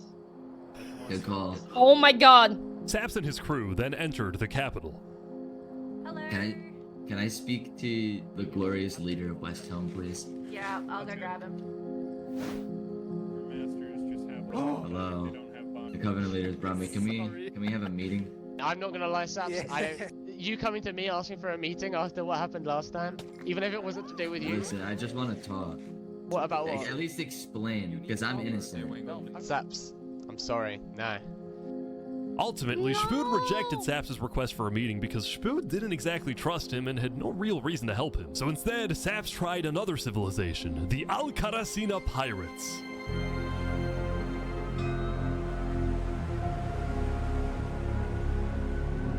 Although when he arrived, things felt a little off. Now, since you're here, you have to drop all your gear. I'm just kidding.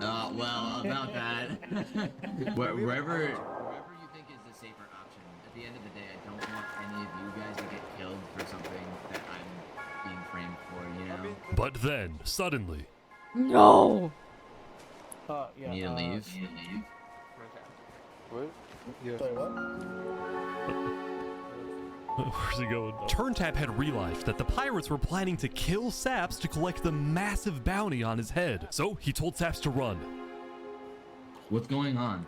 1 sec. You gotta go back to Covenant like immediately. We probably shouldn't have come out here. Now, on their way back to the Covenants, Turntap suddenly started acting suspicious himself.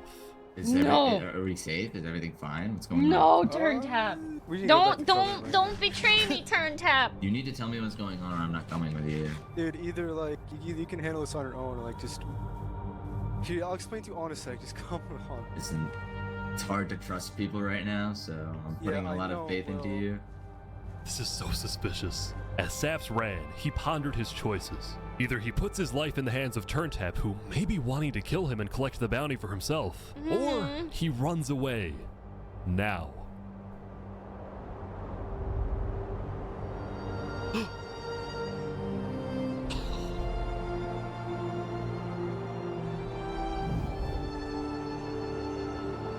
It's all alone. Saps then climbed the mountains of Island 1, escaping from the last remaining person he thought he could trust. He was now all alone in a world of people who hated him and wanted him dead. This is so sad. Sad. And so he ventured into the snow.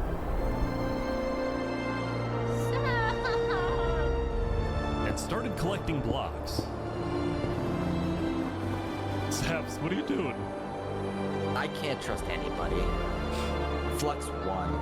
He completely won. There's just no point anymore.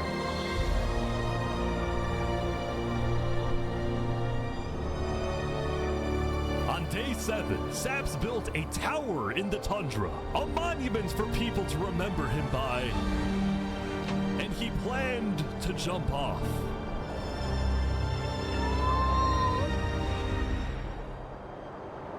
But he didn't. If I have to die, I'm gonna make sure he does too. Yeah, Sap, get him! Get him, Sap! Get him! Beat his ass!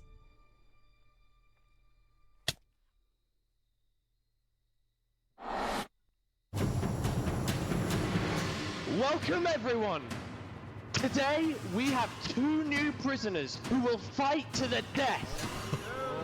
Linnet, you are charged with the attempted murder of several innocent West Helm farmers. Oh! Remy, you are charged with conspiracy to murder. Not Remy! Not Remy! West Helm food supplier, Dinosaur. Ready, set, fight! Oh. Come on, Remy, beat his ass! Come on! Come on, Remy! Show him his boss! Some guy jumped in! The heck? Yes, Remy! He won! Nice, Remy! Remy the Rat had won his duel in the Coliseum, and all of his crimes, including the murder of dinosaurs, were expunged from his record by Emperor Spood himself. Yes, Remy! He was now a legend, and his restaurant became more popular than ever before. He put his head on the floor. Now, it's been a busy few days for Emperor Spood. He was always working on different things. Have you seen our aqueducts? Show me your aqueducts, Spood. Look at it behind you! Look at it! So what's the use of this? I don't really know. What is the point of anything?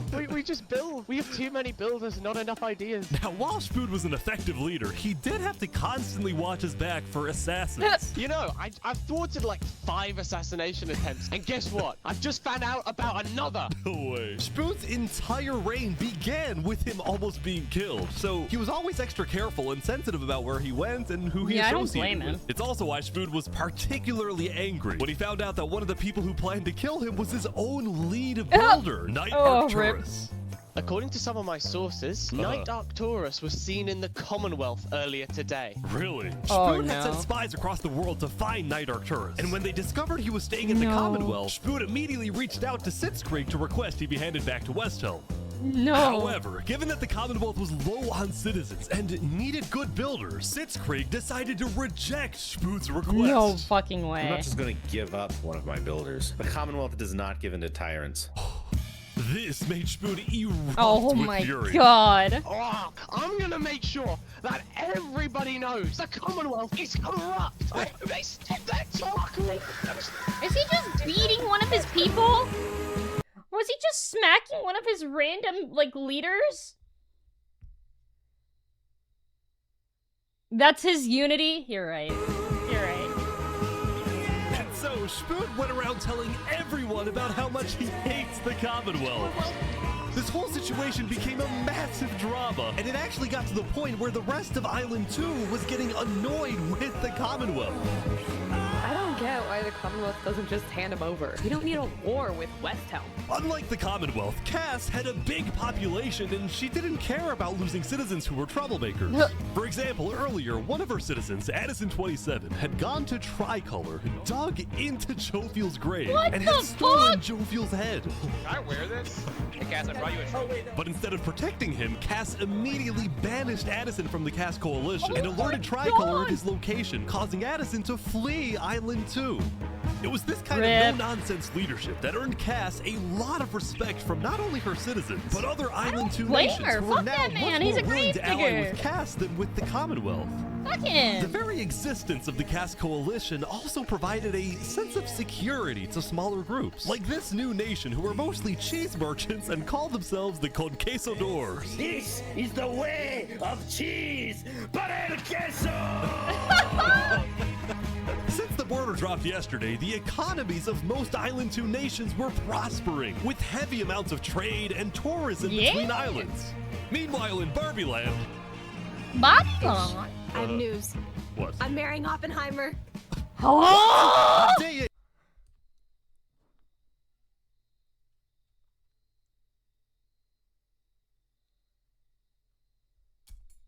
Hello?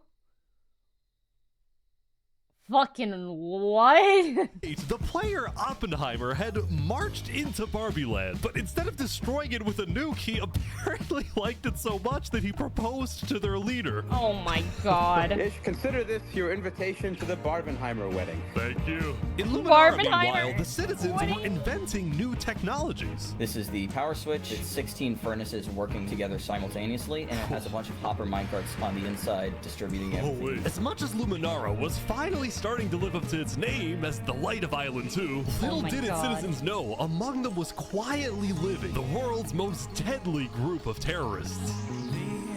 I'm thinking of running in the election tomorrow. Oh yeah? Legacy's pretty popular, but I'm not worried.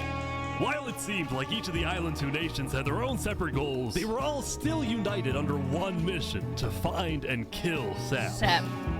In fact, by day 8, Luminara had told all of the other nations that Saps had fled to Island 1, and some nations were already preparing to send out hit squads later today. But Island 1, meanwhile, was currently dealing with a whole other political drama: the murder of Linguini. I cannot conceive how we are being this civil about this. They came in, they found him in the hole, they drowned him in lava. This player, Vietnam, was one of the few remaining survivors in the Linguini Mafia. Vietnam had escaped the Covenant's attack and wanted to get revenge against the Covenant, but was finding it surprisingly difficult to gather support.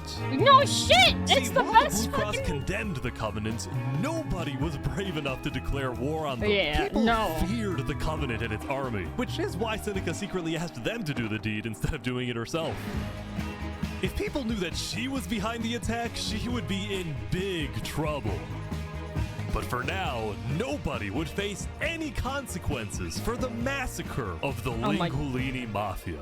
I mean, you know.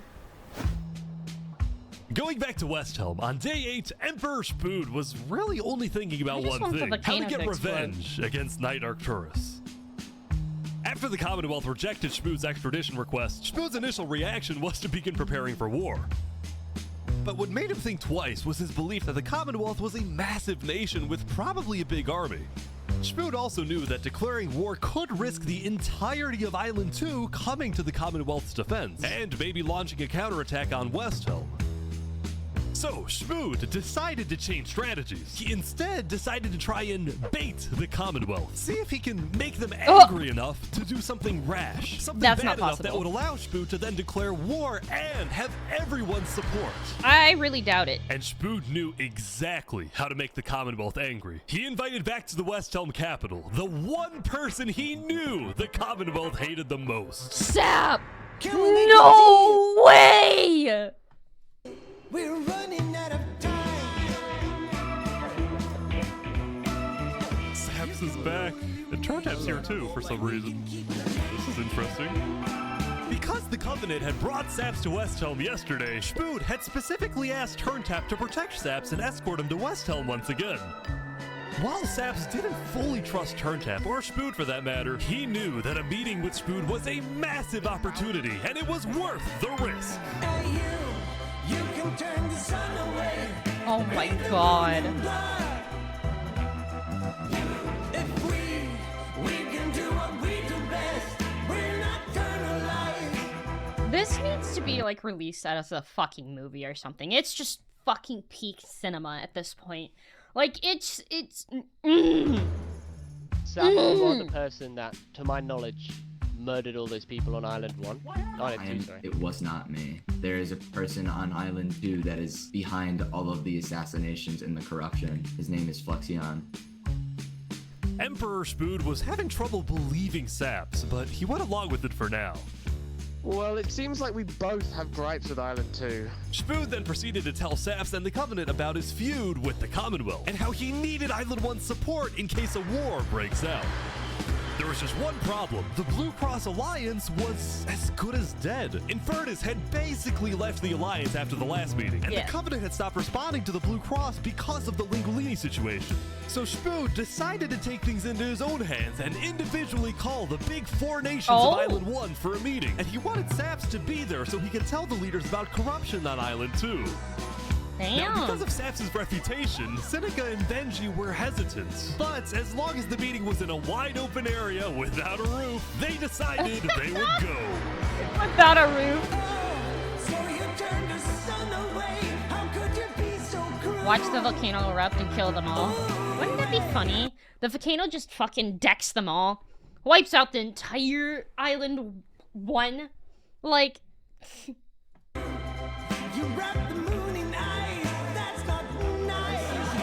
Not nice. To begin the meeting, Spood first had Saps tell his story. I've been put on trial and sentenced to death for a crime I did not commit.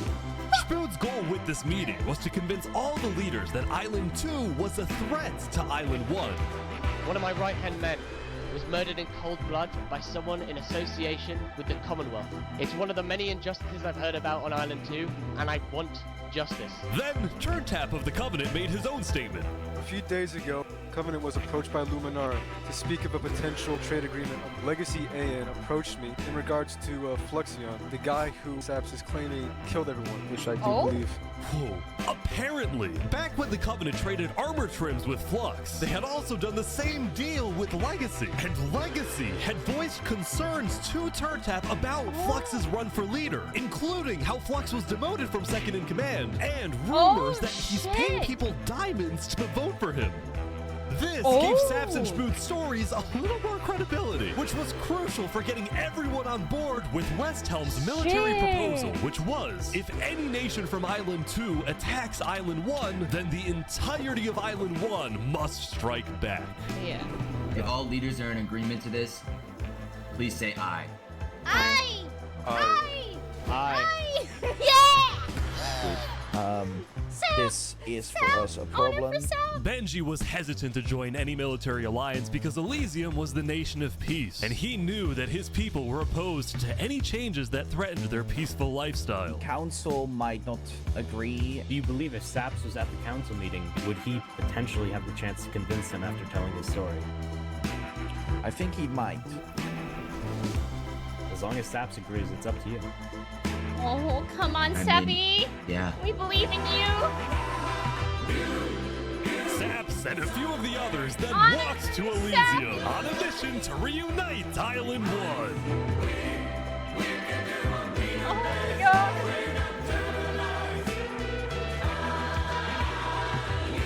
I have been framed for the mass assassination of Island 2 leaders by Fluxion and his conspirator.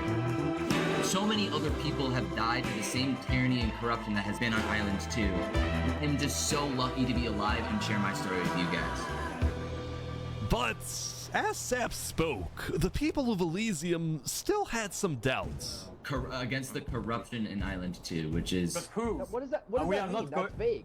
What does that mean? going to corruption? Listen, Elysium wasn't convinced that potential corruption on another island was enough of a reason for Elysium to get involved. But then, suddenly... A few days ago... What the fuck? What the... What is this? About 15 members of the West Helm army had inexplicably walked right through Elysium. They quickly left, but it certainly didn't help the tensions. No, it didn't. Nonetheless, the proceedings continued. What the fuck?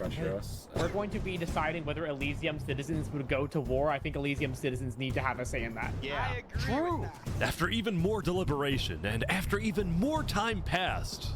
Excuse me, you have to say something important. The troop of people that came by, they are apparently the military from West Helm. We have reasonable suspicions to believe they are going to launch an invasion of Island 2 in the next 5 minutes. I do not know. Oh!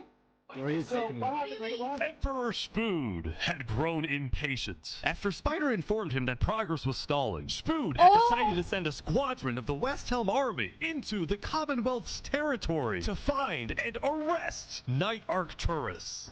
Oh fuck. Oh boy, they're almost there, I think. This is fucking insane.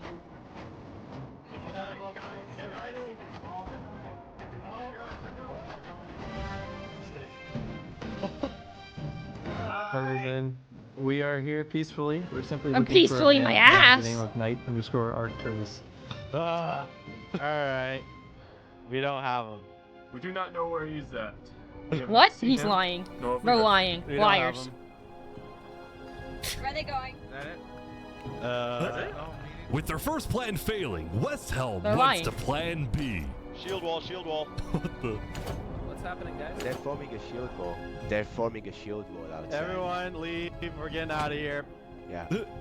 Everyone bail, bail. The West Helm squadron had successfully intimidated the Commonwealth leadership into fleeing their own nation. Are you West Helm then went me? around, searching every house, every mine, every crevice of the Commonwealth. But ultimately, Knight Arcturus was nowhere to be found. Where the fuck is he?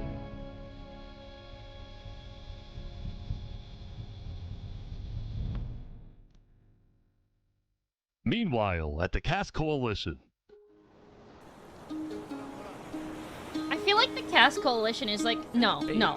My opinion is that Barbie Island is the best place to live, apparently. You get to party, you get to have fun, there's no drama, there's no politics. Like, honestly, everywhere else is just fucked up. Like, Can I run something by you real quick? Yeah. You know how everyone's trying to kill Saps because of what he did? And then during his trial, he was all like, Luminara was behind this. Luminara built the trap. The leadership in Luminara helped me build the meeting area. That includes the prosecution himself, Thomas 5200, and their ringleader, Fluxion. So, I was sailing past Saps' place a few days ago. God, this dude is digging. For what? Oh. You see that? You see that guy? Yeah. Isn't that Flux? Oh! Yeah, kind of looks like him. Yeah. What's he doing at Saps's place? And why is he gathering blocks? You could have shook way. ass. What do you think? Interesting.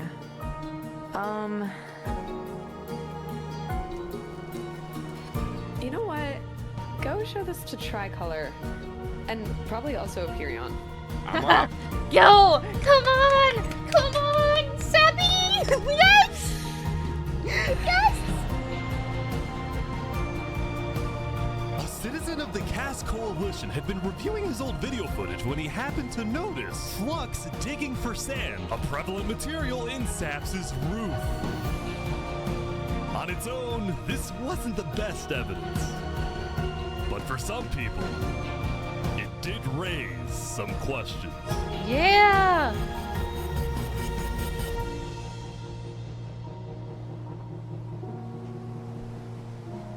Come on!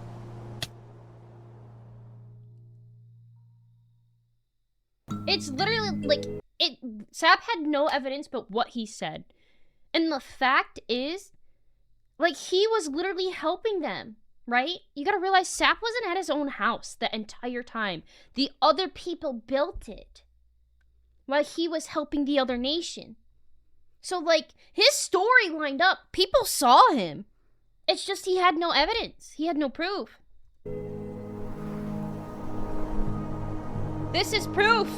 Yesterday, Saps had spent the day getting brought into meetings with the most important people on Island 1, and he didn't really know what to make of this. In one sense, he was incredibly lucky to finally have some support. But he also questioned how real this support is, and Justice who for he Sap. could really trust. Justice for Sap. See, Saps knew that the Covenant generally did not like the people of Island 2. The Covenant believed that Island 1 was the supreme island with better culture, customs, I don't and blame traditions. them. They really are. They were also known to be... Let's be honest. If you guys had to choose between Island 1 and Island 2, I'd pick 1. Because the only thing on fucking Island 2 is Barbie Land that's safe. Everyone else has been assassinated, murdered. Like, what the fuck, man? Like, it's ruthless, no. having massacred the entire Lingolini Mafia. It's why Saps was suspicious of Turntap's offer to continue protecting him, especially after he ran away. But Saps knew he needed powerful allies as world tensions were ramping up.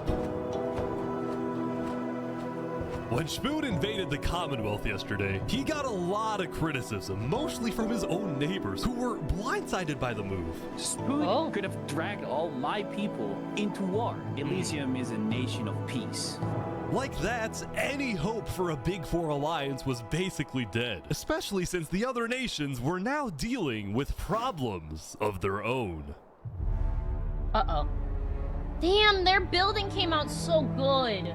Earlier yesterday, Queen Seneca had found out that Elysium's newspaper Daybreak Media had somehow found out that she had directed the Covenant to kill Lingolini. Oh, shit.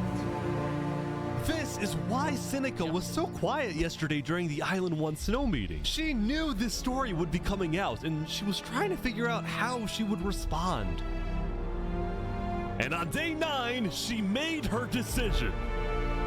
To dissuade people from invading Infernace, she would show strength by doubling down and hold a joint ceremony with the Covenant, parading around Lingolini's head. Yeah! Yeah! Down with Mario! Down with Mario! Listen, I'm on her side because he turned around and betrayed him. Like, they literally turned around and betrayed her after agreeing, keeping the resources away. Think about it, okay? No. They betrayed her. They made a deal with her and never gave her any resources. And then proceeded to destroy the mountain. Like, I don't give a shit that Mario was there first. They had an agreement. And he broke that agreement. He broke it. When you have an agreement, you don't double back on it. It's awful.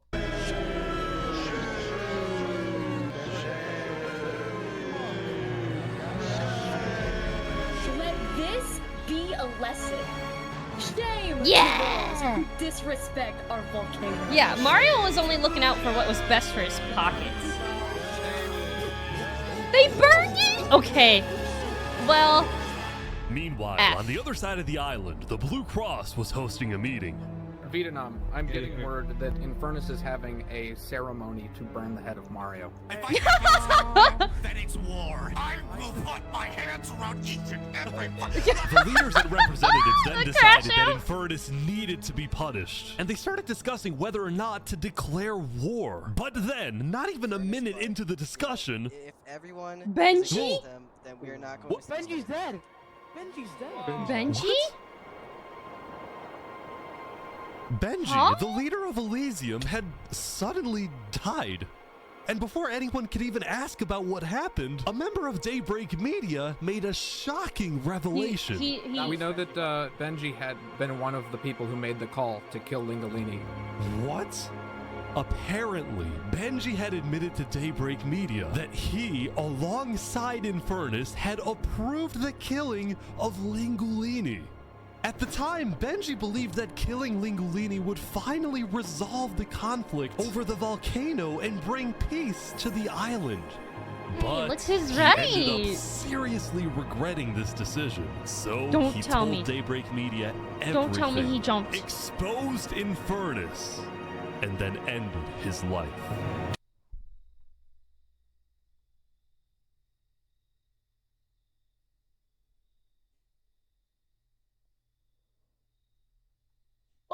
Oh.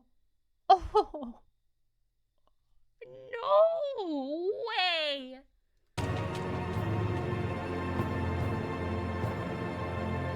Now, because Benji had 07. repented, the Blue Cross Conference decided not to punish Elysium and instead focused on Infernace. I don't know about war. Maybe a trial? Give Infernace a chance to tell their side.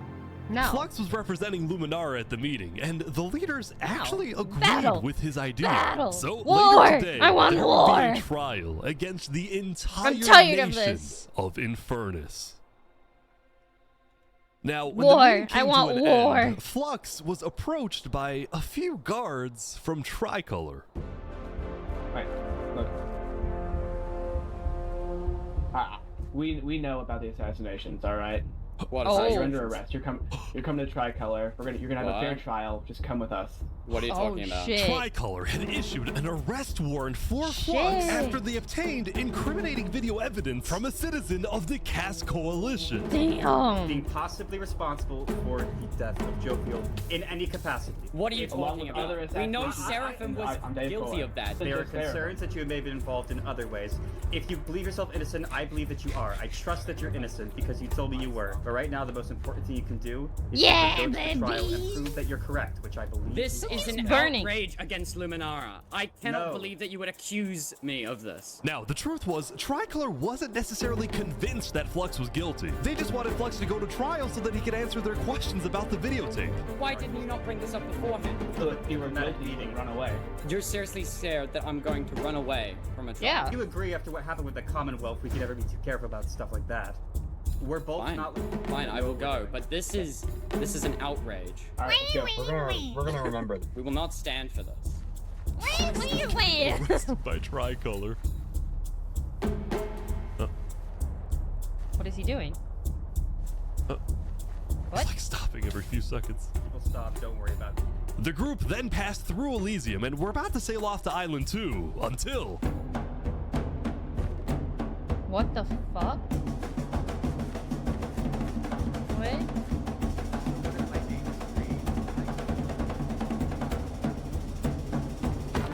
Oh! Oh, hey! Oh! What? Wait, Flux is getting away? It turned found out Flux had secretly told a member of his own crew to come and attack him so that he could run away from his arrest without looking guilty. This man's a When fucking Flux evil returned to Luminara, genius. his whole world had flipped upside down.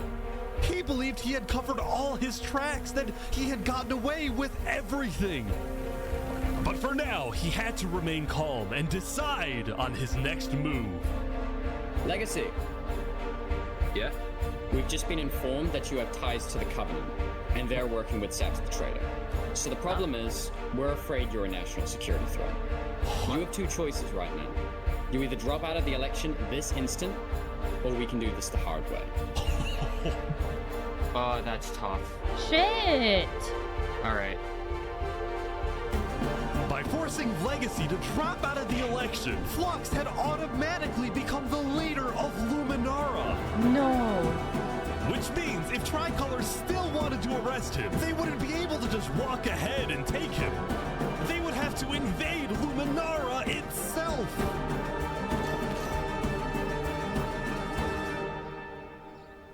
Holy hell.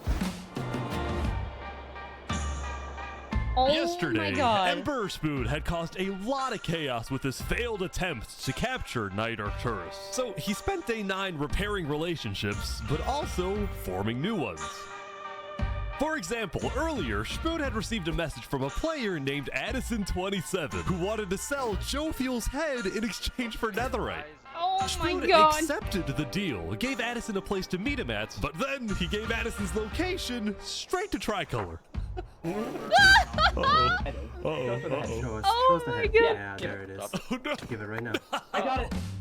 Now, this actually led to an alliance between West Helm and Tricolor, the first ever multi-island Oh my alliance, God. and a strategic move by Spoon to befriend the neighbors of the Commonwealth. Later, Spoon also visited the Covenant after he heard about some civil unrest going on. So they all just left, just like that?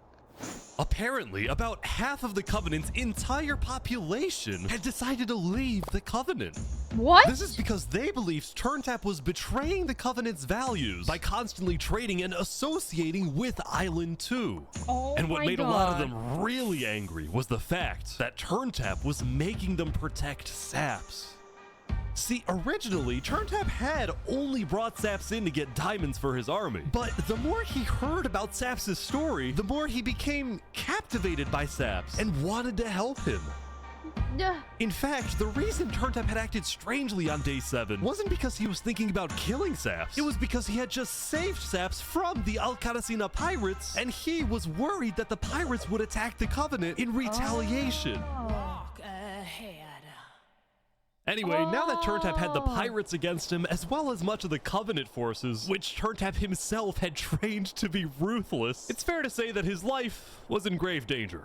But before he and Spoon could figure out a solution, the Covenant suddenly had a surprise visitor. Come here, you're under arrest.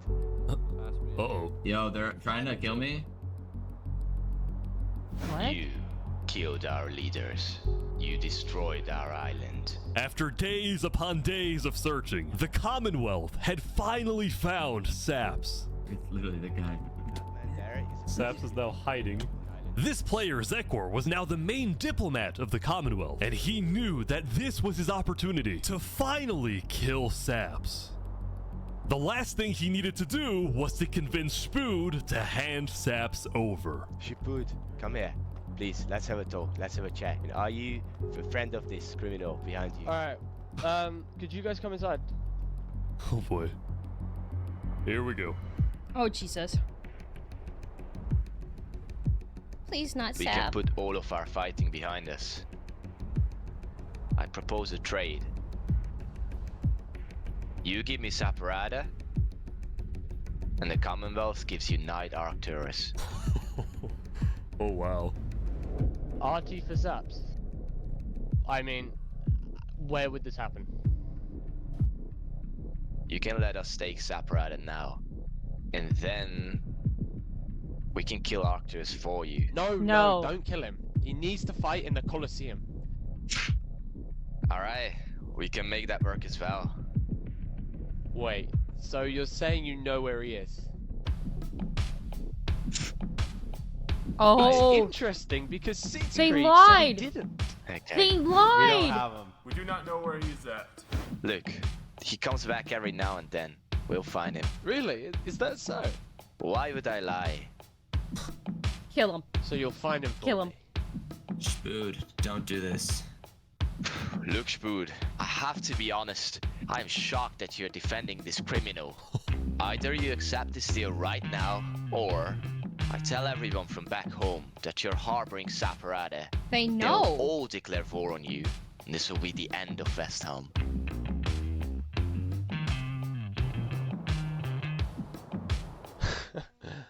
So, just to make the terms of this deal very clear, because I want to be accurate, you expect me to give up an innocent man in exchange for a terrorist? Is that really your offer? He's not innocent. My duck is on quack. Alright.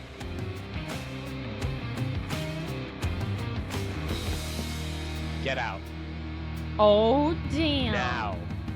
Yeah! W! Fuck yeah! I've hated him this entire time, but in this moment, I love you so fucking much. I love you so fucking much.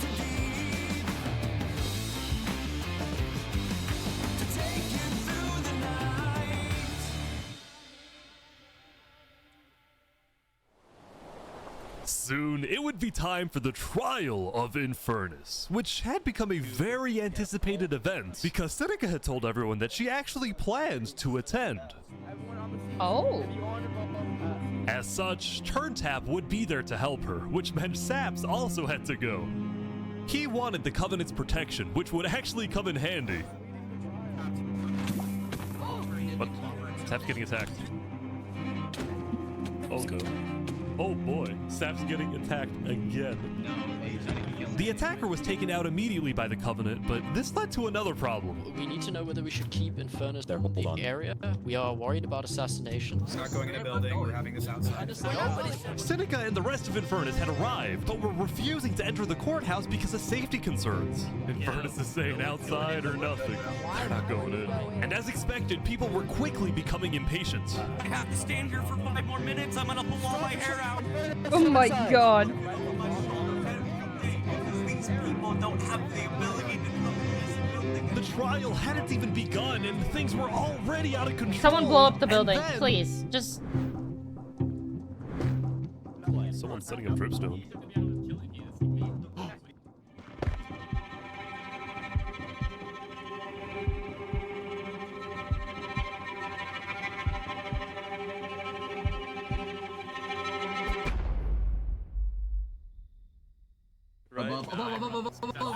Oh.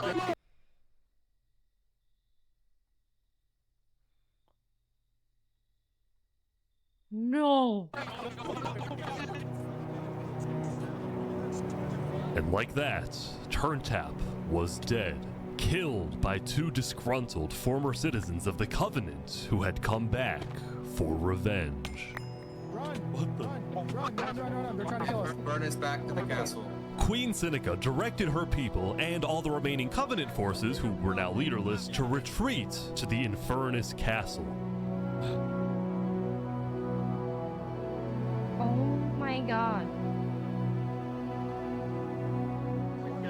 Both Infernace and the Covenant were eventually found guilty of murdering the Lingolini Mafia. But now that Seneca had adopted the entire Covenant army with all of its Netherite weaponry, it would be impossible to try and arrest anyone. Yeah!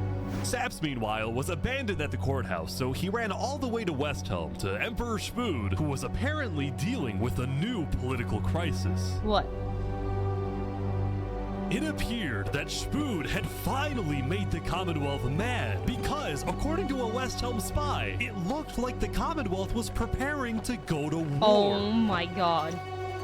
And on top of this, Spood had received a message from Sitzcreek inviting him to the Commonwealth for a meeting.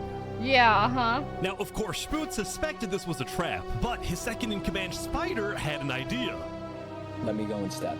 Oh, Let no! them kill me, and if they do, we'll have the right to obliterate them.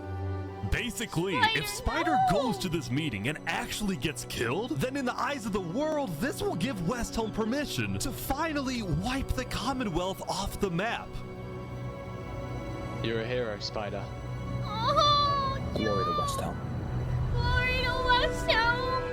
07! Glory to West Helm!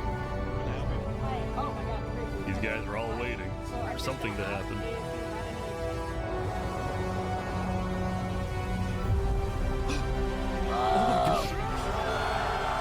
Why? Why?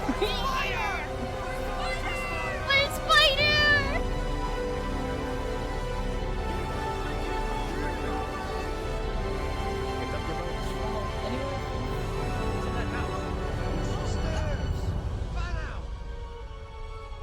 Wait, what? Where is everyone? The Commonwealth had been completely abandoned. Oh my god. See, after Zekr's meeting with Spood, Sitzkrieg had tried to rally all of Island 2 against West Helm, but not a single nation joined him. Throughout its days, the Commonwealth had faced chaos, infighting, global humiliation, and now Sitzkrieg was utterly defeated. So, as a final jab against West Helm, Sitzkrieg decided to kill Spider before dissolving the Commonwealth once and for all. Sitzkrieg and his remaining citizens then decided to pack up and relocate to the one place in the world that West Helm wouldn't be able to infiltrate.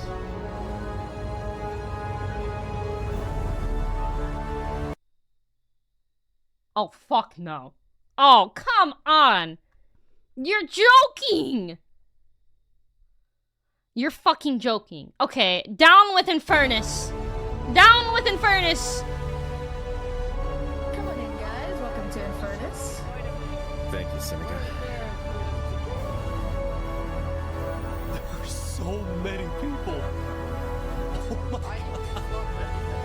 Infernace is massive. Oh my god. I hope right now is the perfect time for that volcano to just go bloop. Bloop. Right now is the perfect time for that stupid ass volcano to go bloop.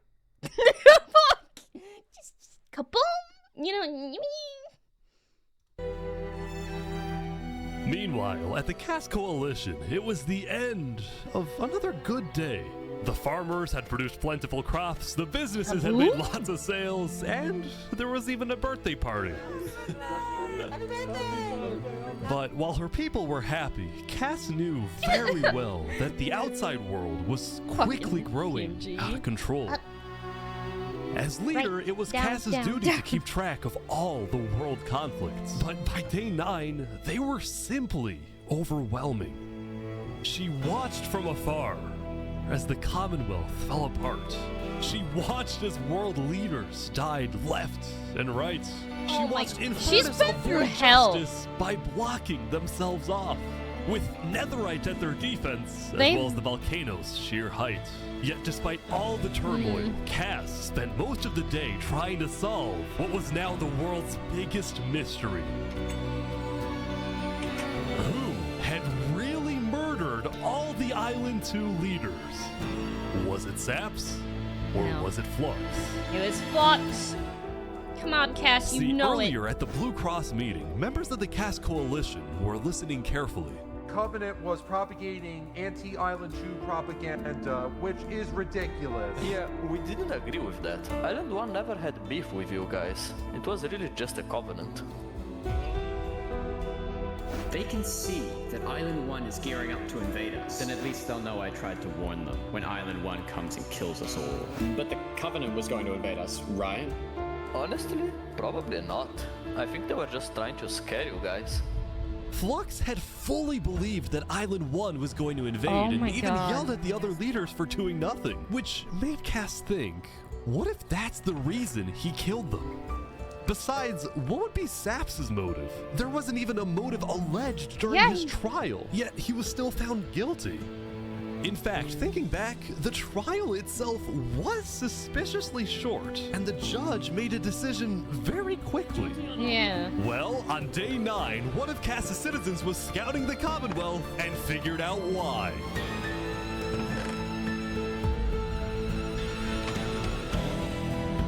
Flux had bribed the judge to ensure Saps was found guilty.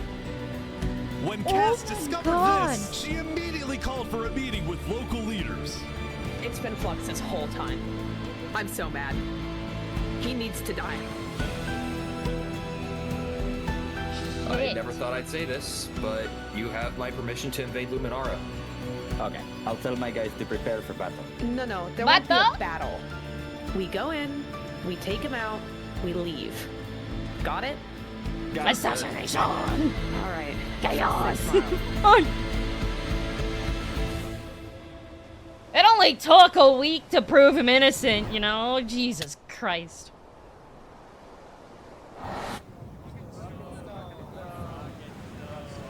Welcome, everyone. Welcome. We gather here today because, well, we never got the opportunity to properly mourn our previous leader, Three Below. What's going on here? He was more than just a Luminaran, he was a friend, and I'm very much excited that we can continue his legacy and complete the bridge which he would have wanted.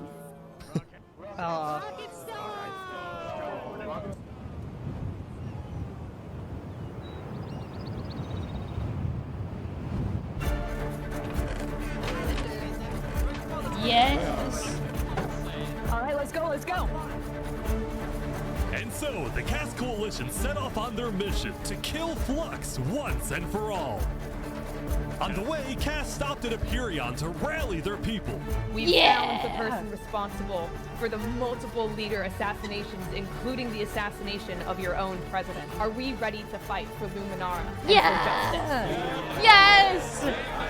Justice for Saps! The plan was simple. Empyrean would invade Luminara from the south, while the Cass Coalition approaches from the sea so that Flux can't escape.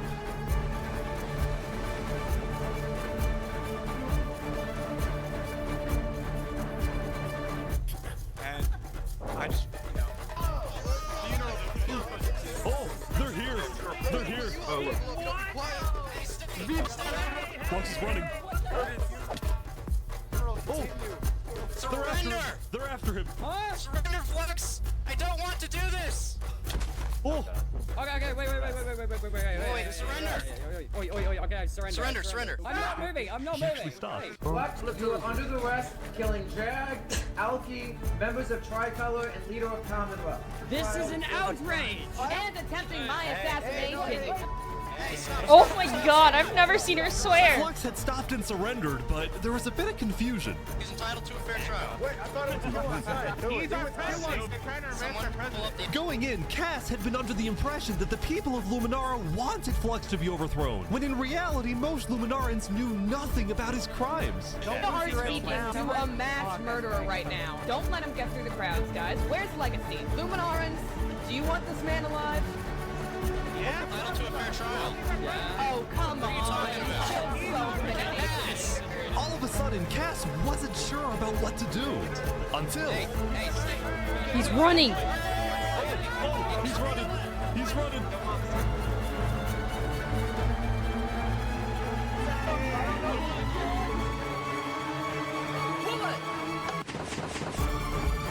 Oh my god. Oh my god. Oh my gosh. He's actually the killer. Flux had killed 5 people using a secret trap he had built the day before. This bought him just enough time to escape. Can you block him behind? That said, No, Flux knew there'd be a lot of people after him, so when he dug to the surface, he ran straight to the ocean and fled Island 2. Still, Cass and Aperion sent out hit squads to try and hunt Flux down, while Legacy directed the citizens of Luminara to evacuate. I gotta move all of these people over to the concave storage queue because no one is safe in Luminara at the moment. Holy. Like that, Legacy had taken No over as way. leader of Luminara. Cass and Aperion were down 5 citizens, and Flux had gotten away with everything once again. This man is so fucking smart. Or so he thought. What? What?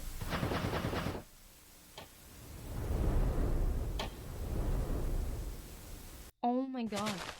I am so confused on what's happening Oh my god. Oh my god.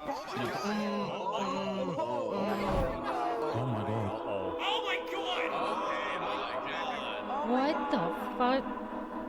When Flux's trap went off, the rest of the world had a lot of questions. Was that in Luminara? That was Flux? Wait, Flux killed those people?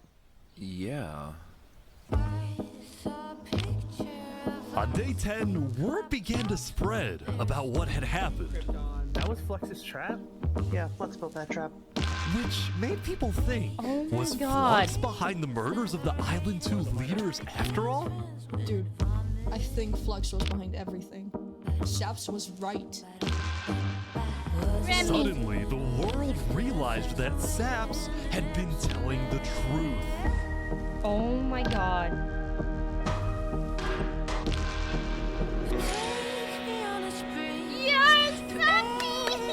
Yes, Sap, how do you feel? be innocent. Yes. Finally, I'm so happy. I'm so For the first time since he had gone into hiding, Saps had been vindicated, proven innocent, and the world was finally on his side. Sappy! Oh, the music's gonna make me cry. And now, instead of hunting for Saps, It's cutting some fucking onions, man. all of Island Jesus. 2 was determined fuck. to find Flux. Oh my god, I'm so happy. We should have just started killing him. I don't know why anyone stopped in the first place. I would have been the bad guy if I killed him right then and there with everyone yelling, trial, trial. But the search for Flux didn't take long. Someone just saw Flux going up the volcano. Oh, you're kidding.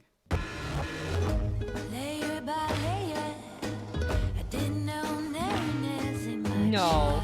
Queen Seneca had offered Flux refuge at Infernace under the condition that he and his crew build deadly traps all around the volcano perimeter so that nobody can break Oh in. my god. But the rest of the world was unfazed. Yeah, they're gonna pay for what they did. Yep. On day 10, all of Island 2 joined the Tricolor West Helm Alliance. They just and made the declared entire world war alliance. against Infernace. That's fucking insane. Alright. Today, we infiltrate the volcano for Spider Oh and my for god. Owen. And I just want to say, if I die today, I love you all. Glory to West Helm! The greeting. He was my brother. He was everyone's brother. And they took him from us. They took him. Flux got away with murdering so many of our people and our leaders. It's the music, man. Today, It's the we music. get justice for our entire island. Oh, stop cutting the onions, you fucks. Put the onions down. Oh my god. Alright, everyone in. I'll meet you at the Oh my god.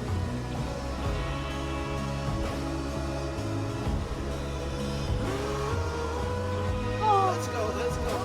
Alright, let's go, everyone.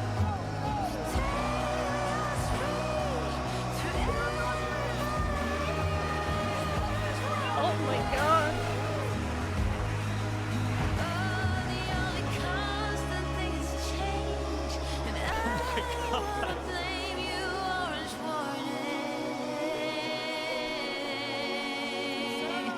A few days ago, You're finally My home was turned into a death trap behind my back.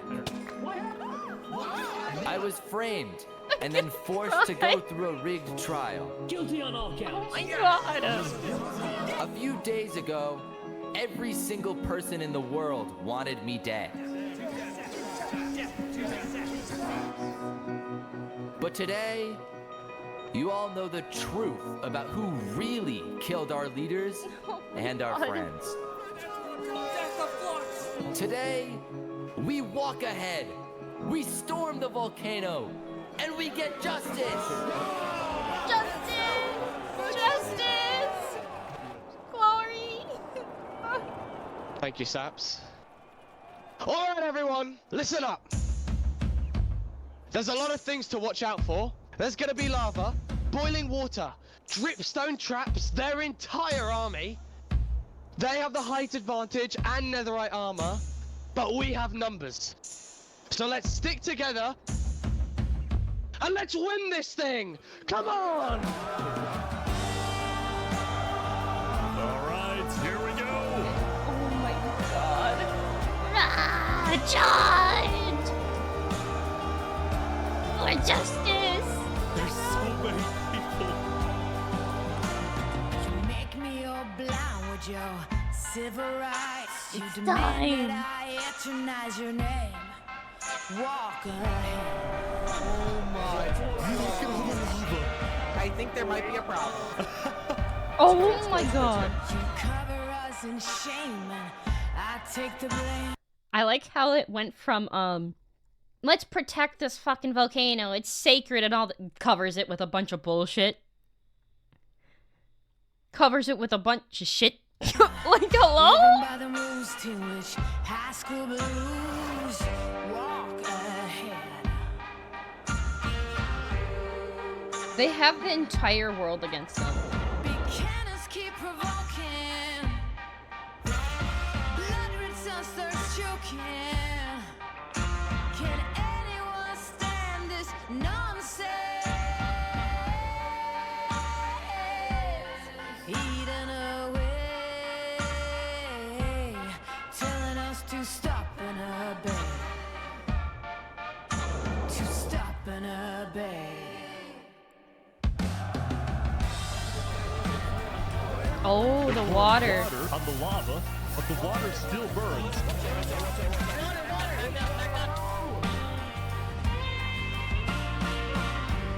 Okay, send out the covenant now, right now.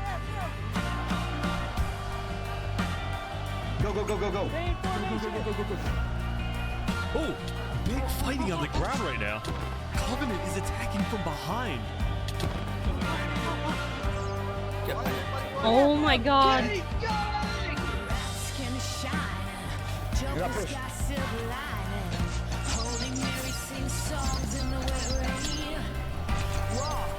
Oh my god.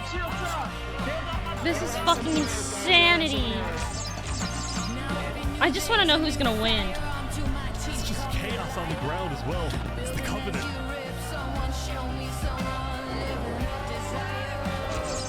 Get down off our mountain.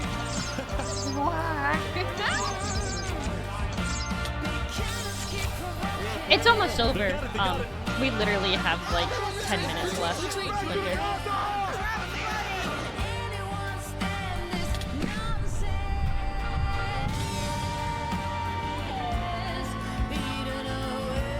Oh my god. Remy! No! Remy! The final push. Remy's dead.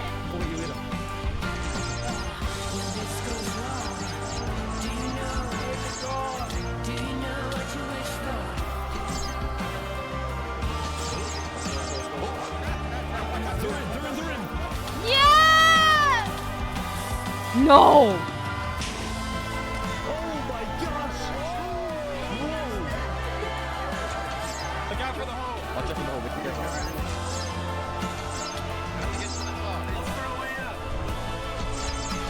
Oh my god.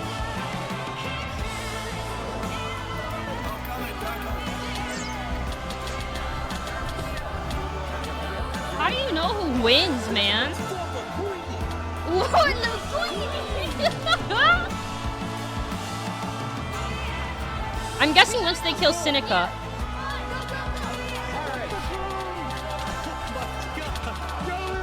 Off with their head! Yeah! Kritz is dead! Seneca! It's your turn! Yeah! War is... Oh, we gotta kill Flux too!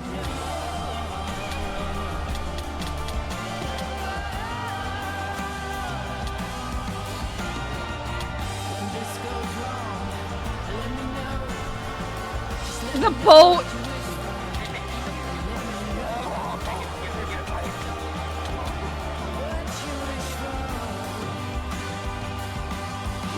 Oh, damn!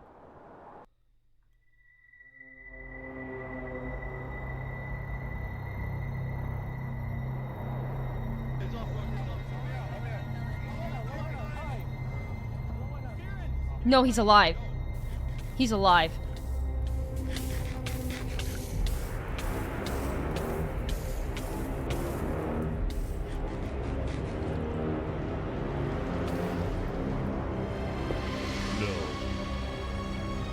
Surely not. What?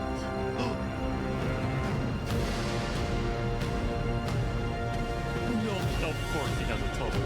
Of course. What?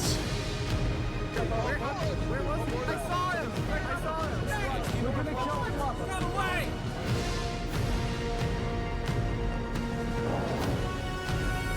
He's missing?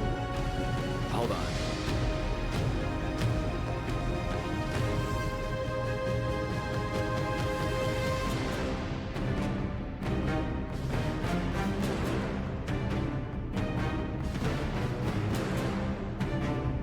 He messaged him.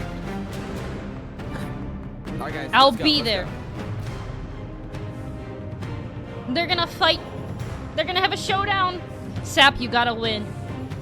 You gotta win, Sappy. We're all rooting for you. All of us in here, we're rooting for you, please.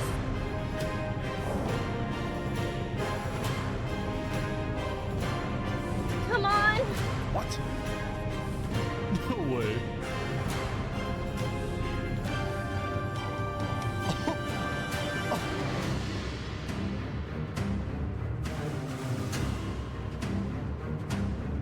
I feel like it should be an even like battle with armor. Showed up. Can't say no to a friend, can I? Oh. Let's make this a fair fight, okay? Flux. Look at all these people dying right now because of you. You know, Saps, none of this would have happened if you had died like you were supposed to. I'm sorry for everything you've had to go through.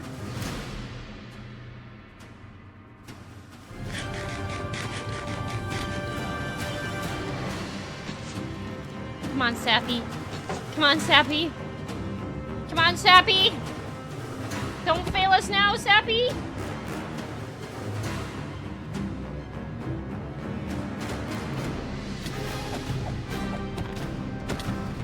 I can't watch this. I don't want to watch it either, man. But I can't look away. I don't want to watch either, but I don't want to look away. I don't want to look away. Ah! Come on. Come on. Come on, Sal.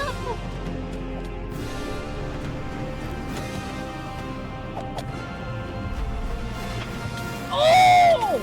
Oh my gosh! Yo! Sappy!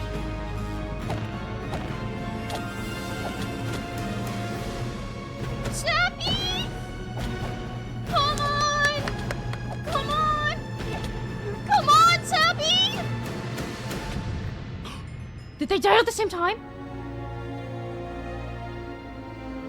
They both died! No! Sap! Sap!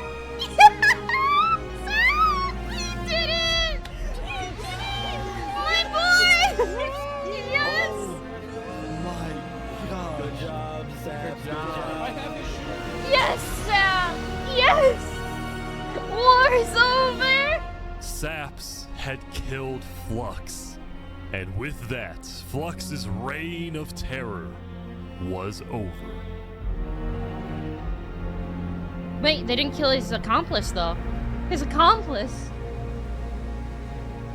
There's still 6 minutes! No! No!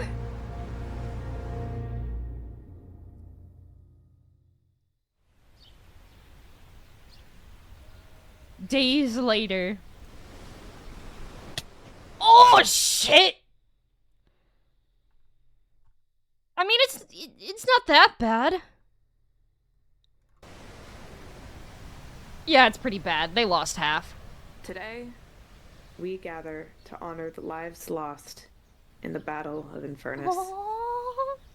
Since then, I think we haven't felt the same. I know I certainly don't. The Island 2 West Helm Alliance had defeated the Infernace forces. But winning had come at a high cost.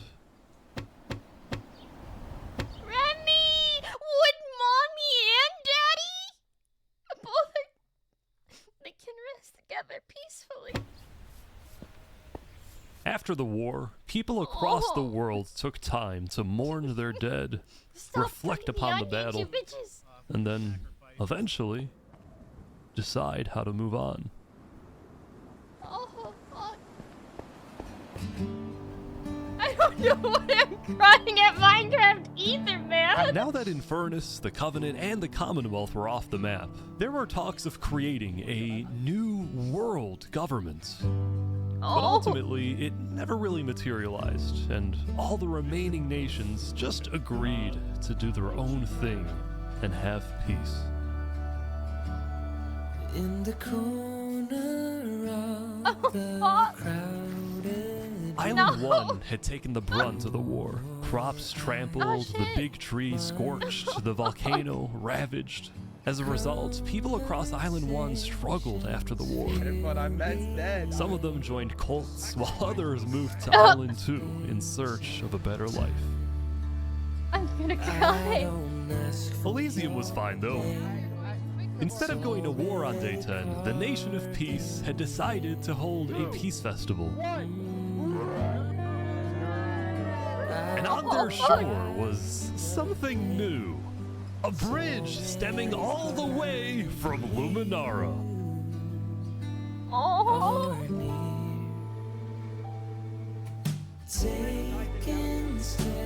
Stop And cutting so the onions. everybody lived on Oh in my god, peace, please. including Saps, who at long last had returned to Island 2.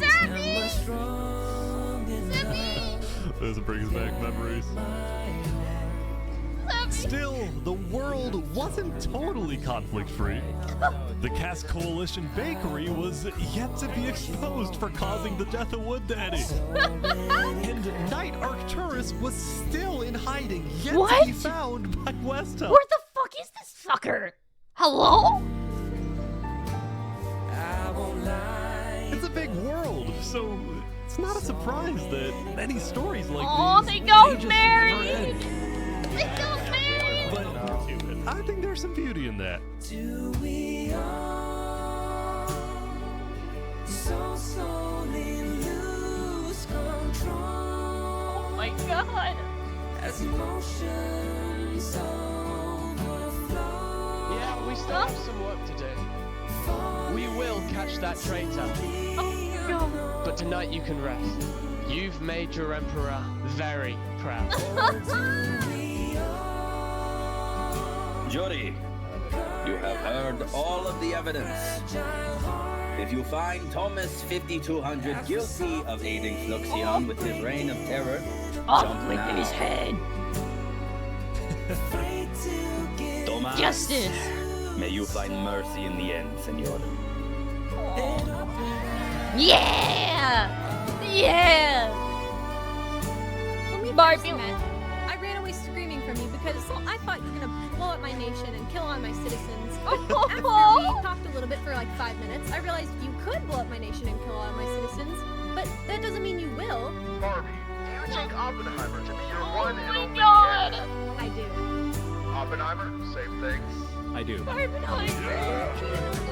Now, at this time, Barbie and Oppenheimer have requested that instead of rings, they will both exchange something slightly different.